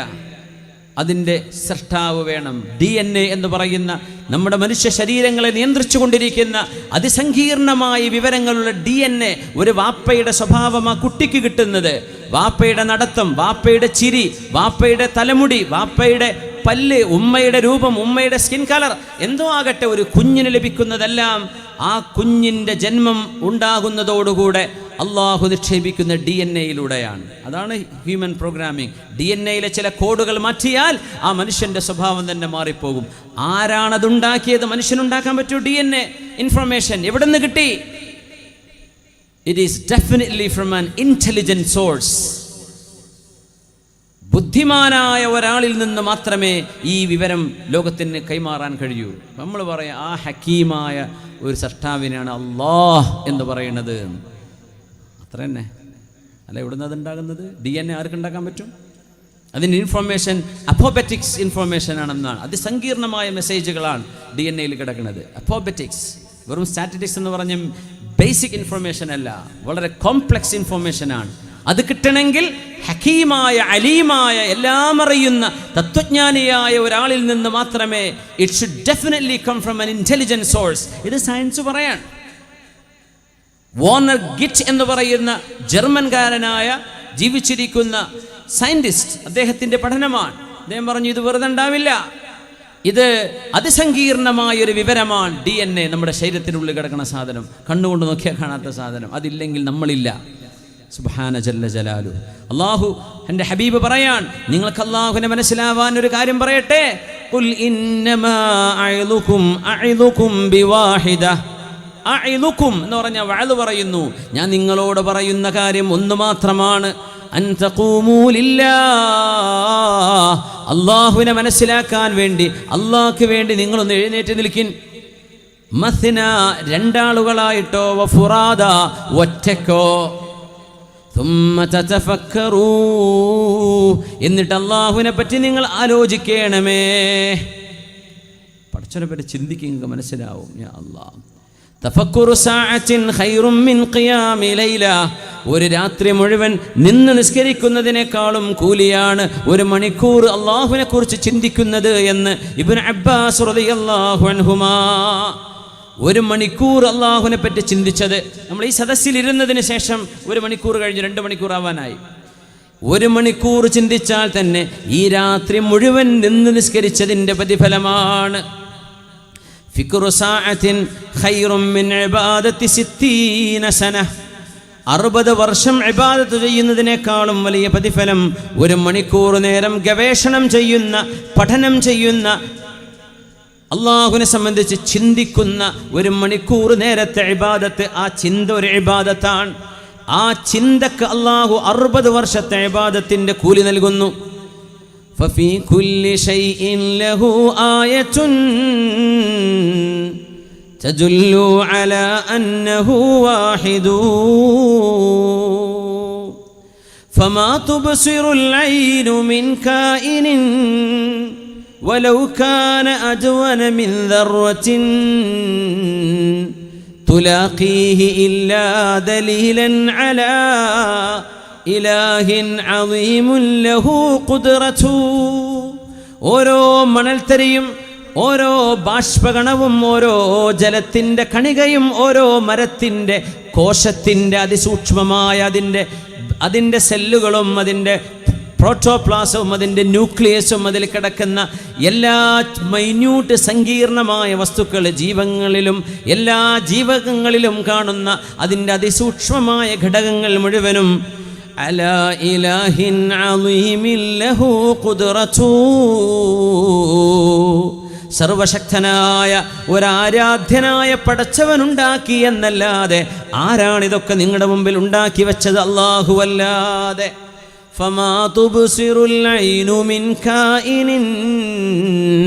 നിങ്ങളുടെ ഐബോളുകളെ കൊണ്ട് നിങ്ങൾ കാണുന്ന, നിങ്ങളുടെ കണ്ണിന് വിഷയീഭവിക്കുന്ന സാധനങ്ങളും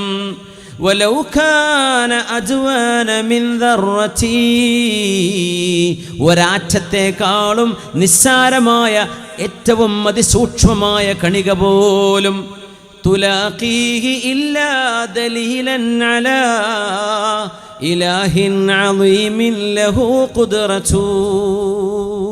സർവേശ്വരനായ സർവശക്തനായ ഒരു സൃഷ്ടാവുണ്ടാക്കിയതാണ് എന്നല്ലാതെ എന്താണ് ഇവയൊക്കെ വിളിച്ചു പറഞ്ഞുകൊണ്ടിരിക്കുന്നത്? ഇന്ന ഫീ ഖൽഖിസ് സമാവാതി വൽ അർള് വഖ്തിലാഫിൽ ലൈലി വന്നഹാർ ലആയാതിൻ ലിഉലിൽ അൽബാബ് الذين يذكرون الله قياما وقعودا وعلى جنوبهم ويتفكرون في خلق السماوات والأرض ربنا ما خلقت هذا باطلا سبحانك فقنا عذاب النار. ഇന്ന ഫീ ഖൽഖിസ് സമാവാതി വൽ അർള്, ഈ പ്രപഞ്ചത്തിന്റെ സൃഷ്ടിപ്പിലുണ്ട്, വഖ്തിലാഫിൽ ലൈലി വന്നഹാർ, രാവും പകലും മാറി മാറി വരുന്നതിലുമുണ്ട്, ലആയാത്ത്, അല്ലാഹുവിനെ മനസ്സിലാക്കാൻ കഴിയുന്ന ആയിരക്കണക്കിന് ദൃഷ്ടാന്തങ്ങളുണ്ട്. രാത്രിയുടെയും പകലിൻ്റെയും പ്രതിഭാസത്തിൽ പ്രപഞ്ചത്തിൻ്റെ സൃഷ്ടിപ്പിൽ ആയിരക്കണക്കിന് ദൃഷ്ടാന്തങ്ങളുണ്ട്. ഒന്നല്ല, രണ്ടല്ല, മൂന്നല്ല. ലിഉലിൽ അൽബാബ്, അല്ലാഹു ബുദ്ധി നൽകിയവർക്കൊക്കെ ഇതിൽ പഠിക്കാനുണ്ട്. ആരാണ് ബുദ്ധിയുള്ളവരെന്നറിയുമോ? സൃഷ്ടിപ്പ് കണ്ടിട്ട് സൃഷ്ടാവില്ല എന്ന് പറയുന്നവരല്ല. സൃഷ്ടിപ്പ് കണ്ടാൽ ഇത് സൃഷ്ടാവിൻ്റെ അടയാളമാണെന്ന് മനസ്സിലാക്കുന്നവരാണ്. കറുത്ത ഒരു പുക കണ്ടാൽ താഴെ തീയുണ്ട് എന്ന് മനസ്സിലാക്കാൻ പ്രയാസമില്ലാത്ത പോലെ ആ തീ എൻ്റെ കണ്ണുകൊണ്ട് കണ്ടാലേ ഞാൻ വിശ്വസിക്കൂ എന്ന് പറയുന്നതല്ലേ മൗഢ്യത്വം. പുക കാണുന്നുണ്ട്, പുകയുരുന്നുണ്ട്, ഫയർഫോഴ്സ് ചീറിപ്പാഞ്ഞ് വരുന്നുണ്ട്. ഇയാൾ പറയാം അവിടെ തീയൊന്നുമില്ല. എന്തേ? ഞാൻ പുക കാണുന്നുള്ളൂ, തീ ഞാൻ കണ്ടില്ല. എടോ, നീ അടുത്തു പോയി നോക്ക്, നീ കണ്ണിന് കാണാൻ പറ്റാത്തത് കൊണ്ടല്ലേ. തീയില്ലെങ്കിൽ എങ്ങനെയാണ് പുകയുരുന്നത്? തീ അവിടെ ഉണ്ടെന്നതിൻ്റെ അടയാളമാണ് പുക. എന്ന പോലെ സൃഷ്ടാ ഉണ്ട് എന്നതിൻ്റെ അടയാളമാണ് ഈ സൃഷ്ടികളൊക്കെ. ഇതൊക്കെ പിന്നെ എങ്ങനെ വന്നു? ഞാനും നിങ്ങളും, നമ്മുടെ മുൻഗാമികളും, ഇവിടെയുള്ള പക്ഷികളും പറവകളും സസ്യങ്ങളും ആകാശലോകങ്ങളിലെ താരഗോള സമൂഹങ്ങളൊക്കെ എവിടെ നിന്ന് വന്നു? ആരാണിവയെ കൊണ്ടുവന്നത്? മഹാവിസ്ഫോടനമോ? അപ്പൊ അതാരാണ് ഉണ്ടാക്കിയത്? അത് സിംഗുലാരിറ്റി എവിടെ നിന്ന് വന്നു? സ്വയം ഉണ്ടാകാൻ പറ്റുമോ? അതിൻ്റെ ഉത്തരം അന്വേഷിച്ചു പോയാൽ സൃഷ്ടിക്കപ്പെടാത്തവനായ, സമയകാലങ്ങൾക്ക് അതീതനായ ഒരു സൃഷ്ടാവിന് മാത്രമേ അത് ഉണ്ടാക്കാൻ കഴിയൂ. അല്ലാത്ത ഏത് വാദങ്ങളെടുത്ത് കൊണ്ടുവന്നാലും അയാൾ ആര് പടച്ചു, ആ ദൈവത്തെ ആര് പടച്ചു, ആ ദൈവത്തെ ആര് പടച്ചു എന്ന ചോദ്യങ്ങൾ അനന്തമായി നീളുമ്പോൾ അതിന് അല്ലാഹു നൽകിയ മനോഹരമായ മറുപടിയാണ് ഖുൽ ഹുവല്ലാഹു അഹദ്, അല്ലാഹു ഏകനാണ്, അല്ലാഹു സ്വമദ്, അല്ലാഹ് ഈസ് ദ സെൽഫ് ഇറ്റേണൽ. ആരുടെയും ആശ്രയം ആവശ്യമില്ലാത്ത, എന്നാൽ എല്ലാവരും ആശ്രയിക്കുന്നവനായ സർവേശ്വരനായവനാണ്, സ്വമദാണ് അല്ലാഹു. ലം യലിദ്, അല്ലാഹു ആരെയും പ്രസവിച്ചിട്ടില്ല. വലം യൂലദ്, അല്ലാഹുക്ക് ആരും ജന്മം കൊടുത്തതും അല്ല. വാപ്പയോ ഉമ്മയോ അല്ലാഹുവിനില്ല. വലം യകുല്ലഹു കുഫുവൻ അഹദ്, അവന് സമാനമായ മറ്റൊരു ദൈവമോ ഒരാളോ ഒരു വസ്തുവോ ഒന്നുമേ ഈ പ്രപഞ്ചത്തിലോ അതിനപ്പുറത്തോ ഇല്ല. ഇങ്ങനെ മനോഹരമായ ഹു ഈസ് ഗോഡ്, ആരാണ് ദൈവം എന്ന് ചോദിച്ചാൽ അതിന് ഇത്ര മനോഹരമായൊരു ഡെഫിനിഷൻ അല്ലാഹു നൽകിയത് അഷ്റഫുൽ ഖൽഖിന്റെ ജിഹ്വയിലൂടെ, വിശുദ്ധ ഖുർആനിന്റെ വചനങ്ങളിലൂടെ. ഇതിനേക്കാൾ മനോഹരമായൊരു ആശയം, ഒരു ഉത്തരം ആർക്ക് ലോകത്ത് കൊടുക്കാൻ കഴിയും? അതാണ് അമ്പിയാക്കന്മാർ പഠിപ്പിച്ചത്. ഖുൽ ഹുവല്ലാഹു അഹദ്, അല്ലാഹു സ്വമദ്. ഇത് അല്ലാഹുവിൻ്റെ ഏകത്വവും അവൻ്റെ അസ്തിത്വവും വിളിച്ചു പറയുന്ന ആശയമായതിൻ്റെ പേരിലാണ് ഖുർആനിൻ്റെ 1/3 സ്ഥാനമാണ് ഒരു ഖുൽ ഹുവല്ലാഹു അഹദ്. ഒരു മജ്ലിസിൽ 3 ഖുൽ ഹുവല്ലാഹു ഓതുമ്പോൾ ഖുർആൻ മുഴുവൻ ഓതിയ മഹത്വമുണ്ട്. അത് കഴിഞ്ഞാൽ ഖുൽ അഊദു ബിറബ്ബിൽ ഫലഖ്, ഖുൽ അഊദു ബിറബ്ബിൻ നാസ്, ഒരു ഫാത്തിഹയും ഓതിയിട്ടുണ്ടാകും. എന്നിട്ടാണ് നമ്മൾ ദുആ ഇറക്കുന്നത് ഉമ്മുൽ കിതാബ്, അതാണ് ഫാത്തിഹ. ഖുൽ അഊദു ബിറബ്ബിൽ ഫലഖും ഖുൽ അഊദു ബിറബ്ബിൻ നാസും കണ്ണേറിൽ നിന്ന്, സിഹറിൽ നിന്ന്, ഷർറിൽ നിന്ന് കാവൽ ചോദിക്കുന്ന സൂറ. 3 ഖുൽ ഹുവല്ലാഹു അഹദ്, അല്ലാഹുവിൻ്റെ മഹത്വം പറഞ്ഞ സൂറയായ ആകയാൽ തഅദിലു സുലുസൽ ഖുർആൻ, ഖുർആനിൻ്റെ 1/3 തുല്യമാണ്. അപ്പോൾ ഖുർആൻ പൂർണ്ണമായും ഓതിയ മഹത്വം, കൂലിയല്ല, കൂലി കിട്ടണമെങ്കിൽ ഓരോ അക്ഷരത്തിനും 10 കൂലിയുണ്ട്, അത് മുഴുവൻ ഓതിയാലേ കിട്ടുള്ളൂ. പക്ഷേ ആ ഒരു മഹത്വം കിട്ടും. അങ്ങനത്തെ സൂറയാണ് ഖുൽ ഹുവല്ലാഹു അഹദ്. എന്തുകൊണ്ടെന്നറിയുമോ? ആരാണ് നമ്മുടെ റബ്ബെന്ന് അള്ളാഹു പരിചയപ്പെടുത്തിയ സൂറയാണ്. ഇതിൻ്റെയൊക്കെ ആശയം നമ്മൾ പഠിക്കണം, അറിയണം അള്ളാഹുവിനെ. ഫഅലം അന്നഹു ലാ ഇലാഹ ഇല്ലല്ലാഹ്, അള്ളാഹു ഏകനാണെന്ന് ഫഅലം, നിങ്ങൾ പഠിച്ചു മനസ്സിലാക്കണം. അതതിനർത്ഥം. വെറുതെ അങ്ങ് ചൊല്ലിയാൽ പോരാ, ചൊല്ലി അല്ലാഹ് കൂലി തരും. എന്താണ് ഈ പറയുന്നത്? എന്താണ് ലാ ഇലാഹ ഇല്ലല്ലാഹ് എന്ന് പറയുന്നതിൻ്റെ ആശയം എന്താണ്? ആ അറിവ് നിങ്ങൾക്ക് നൽകാൻ സഹായകമായ ഭൗതിക ജ്ഞാനങ്ങൾ നിങ്ങൾ പഠിക്കണം. അതിനാവശ്യമായ സയൻസ് പഠിക്കണം, ജിയോഗ്രഫി പഠിക്കണം, ആസ്ട്രോണമി പഠിക്കണം, സയൻസ്, മെഡിക്കൽ സയൻസ് പഠിക്കണം. ഇതൊക്കെ പഠിക്കുമ്പോഴാണ് ഇലാഹായ അള്ളാഹുവിനെ മനസ്സിലാക്കാൻ കഴിയുന്നത്. ഫഅലം അന്നഹു ലാ ഇലാഹ ഇല്ലല്ലാഹ്, ലാ ഇലാഹ ഇല്ലല്ലാഹ് എന്ന് ചൊല്ലണേ എന്നല്ല പറഞ്ഞത്. അവിടെ എന്താ പറഞ്ഞത്? ഫഅലം, നിങ്ങൾ അറിയണം, നിങ്ങൾ പഠിക്കണം. എന്ത് പഠിക്കണം? അന്നഹു, തീർച്ചയായും കാര്യം, ലാ ഇലാഹ ഇല്ലല്ലാഹ്, there is no deity worthy of worship except Allah, ആരാധനക്കർഹതയുള്ള ഒരു ദൈവമോ ഒരു പടച്ചവനോ അല്ലാഹു ജല്ല ജലാലു അല്ലാതെ ഇല്ല എന്ന ഖുർആനിൻ്റെ ഈ ആശയം നിങ്ങൾ പഠിക്കണം. മുസ്ലിമീങ്ങൾ, നമ്മൾ അറിയണം എന്താണ് ലാ ഇലാഹ ഇല്ലല്ലാഹിന്റെ അർത്ഥം എന്ന്. അതാരെയും വേദനിപ്പിക്കാനോ ആരെയും ഇകഴ്ത്താനോ ഒന്നുമല്ല. നമ്മുടെ വിശ്വാസം അതാണ് പ്രവാചകന്മാർ മുഴുവൻ ലോകത്ത് പഠിപ്പിച്ചത്. ആദം നബി മുതൽ ഇബ്രാഹിം നബിയിലൂടെ, സുലൈമാൻ നബിയിലൂടെ, ദാവൂദ് നബിയിലൂടെ, മൂസ നബിയിലൂടെ, യേശു ക്രിസ്തു എന്ന് വിളിക്കപ്പെടുന്ന ഈസാ നബിയിലൂടെ, മുഹമ്മദ് റസൂലുള്ളാഹി തങ്ങളിലൂടെ അമ്പിയാക്കന്മാർ മുഴുവൻ പഠിപ്പിച്ചത് അതാണ്, ലാ ഇലാഹ ഇല്ലല്ലാഹ്. അല്ലാഹുവിനോട് മൂസ നബി ചോദിച്ചു, പടച്ചവനെ അല്ലിംനി, പടച്ചവനെ എനിക്ക് പ്രത്യേകമായൊരു ദുആ പഠിപ്പിക്കണമേ, ഉനാജീക വഅബ്ദുക ബിഹാ, എനിക്ക് പ്രത്യേകമായിട്ട് നിന്നോടൊന്ന് പറയാൻ പറ്റുന്ന ഒരു ദുആ, അത് വെച്ചുകൊണ്ട് റബ്ബേ എനിക്ക് നിന്നോടൊന്ന് ദുആ ചെയ്യണം, നീയുമായി ഒന്ന് സംവദിക്കണം, അതിൻ്റെ ഒരു ദുആ ഒരു ദിക്ർ പഠിപ്പിച്ചു തരണേ. അപ്പോൾ അല്ലാഹു പറഞ്ഞു മൂസ നബിയെ, ഖുൽ ലാ ഇലാഹ ഇല്ലല്ലാഹ്, ലാ ഇലാഹ ഇല്ലല്ലാഹ് എന്ന് ചൊല്ലിക്കോളി മൂസ നബിയെ. മൂസ നബി പറഞ്ഞു, അല്ലാഹ് കുല്ലുന്നാസി യഖൂലൂന ലാ, എല്ലാവരും ലാ ഇലാഹ ഇല്ലല്ലാഹ് എന്നല്ല പറഞ്ഞു, അതുകൊണ്ട് വല്ല എനിക്ക് പ്രത്യേകമായിട്ട് വല്ലതും തരണം. കുല്ലുന്നാസി, എല്ലാവരും ലാ ഇലാഹ ഇല്ലല്ലാഹ് എന്നല്ലേ പറയുന്നത് പടച്ചോനെ. അപ്പോൾ അതൊരു സ്പെഷ്യലൊന്നും അല്ലല്ലോ, എനിക്ക് പ്രത്യേകമായിട്ടൊന്ന്. മൂസാ നബി ഭയങ്കര രസമാണ്. അള്ളാഹുവിനോട് ഇത്ര ഫ്രാങ്കായിട്ട് സംസാരിച്ച മറ്റു നബിയെ കാണാൻ കഴിയില്ല. മൂസാ നബി അലൈഹിസ്സലാമിൻ്റെ റബ്ബുമായുള്ള ഒരുപാട് ഇതുപോലെയുള്ള ഹിവാറുകളുണ്ട്, സംഭാഷണങ്ങളുണ്ട്. പടച്ചവൻ അള്ളാഹുവിനോട് ചോദിക്കുകയാണ്, റബ്ബേ ഒരു പ്രത്യേകമായ ദിക്ർ എനിക്ക് പഠിപ്പിച്ചുതാ, എനിക്ക് നിന്നോട് ആ ദിക്ർ വെച്ച് നീയുമായി എനിക്ക് സംഭാഷണം ചെയ്യണം. പറഞ്ഞു, ഖുൽ ലാ ഇലാഹ ഇല്ലല്ലാഹ്. മൂസാ നബി പറ, കുല്ലുന്നാസി യഖൂലൂന ലാ ഇലാഹ, എല്ലാവരും ലാ ഇലാഹ ഇല്ലല്ലാഹ് എന്നല്ലേ പറയുന്നത് പടച്ചോനെ, എനിക്കതൊന്നും പോരാ, വേറൊന്ന് വേണമെന്ന് പറഞ്ഞു. മൂസ നബിയെ നിങ്ങൾക്കറിയുമോ ലാ ഇലാഹ ഇല്ലല്ലാഹ് എന്താണെന്ന്? ലൗ ദിഅതിസ് സമാവാതു വൽ അർളൂന ഫീ കിഫ്ഫത്തിൻ വലാ ഇലാഹ ഇല്ലല്ലാഹു ഫീ കിഫ്ഫത്തിൻ ലതാശതിസ് സമാവാതു വൽ അർള് വസഖലത് ലാ ഇലാഹ ഇല്ലല്ലാഹ്. ആകാശലോകങ്ങളായ ഗോളങ്ങളും താരകങ്ങളും ഗ്രഹങ്ങളും എല്ലാ സൃഷ്ടികളും ഒരു തുലാസിൻ്റെ ഒരു ഭാഗത്ത്, ഒരു തട്ടിൽ ലാ ഇലാഹ ഇല്ലല്ലാഹയെ മാത്രം മറ്റൊരു തട്ടിലും വെച്ച് തൂക്കി നോക്കിയാൽ ലതാശതിസ് സമാവാതു വൽ അർള്, ആകാശഭൂമികൾ നിൽക്കുന്ന, ഈ ഭൂമി മണ്ണ് നിൽക്കുന്ന, മഹാപർവ്വതങ്ങൾ നിൽക്കുന്ന ഈ തുലാസിൻ്റെ തട്ട് ഖനം കുറയും. മൂസ നബിയെ, വസഖുലത് ലാ ഇലാഹ ഇല്ലല്ലാഹ്, ലാ ഇലാഹ ഇല്ലല്ലാഹയാണ് ഭാരം നിൽക്കുക. ആ കലിമത്ത് പോരെ നിങ്ങൾക്ക്? അത് പോരെ നിങ്ങൾക്ക്? മതി റബ്ബേ, എന്നാ പിന്നെ മതി.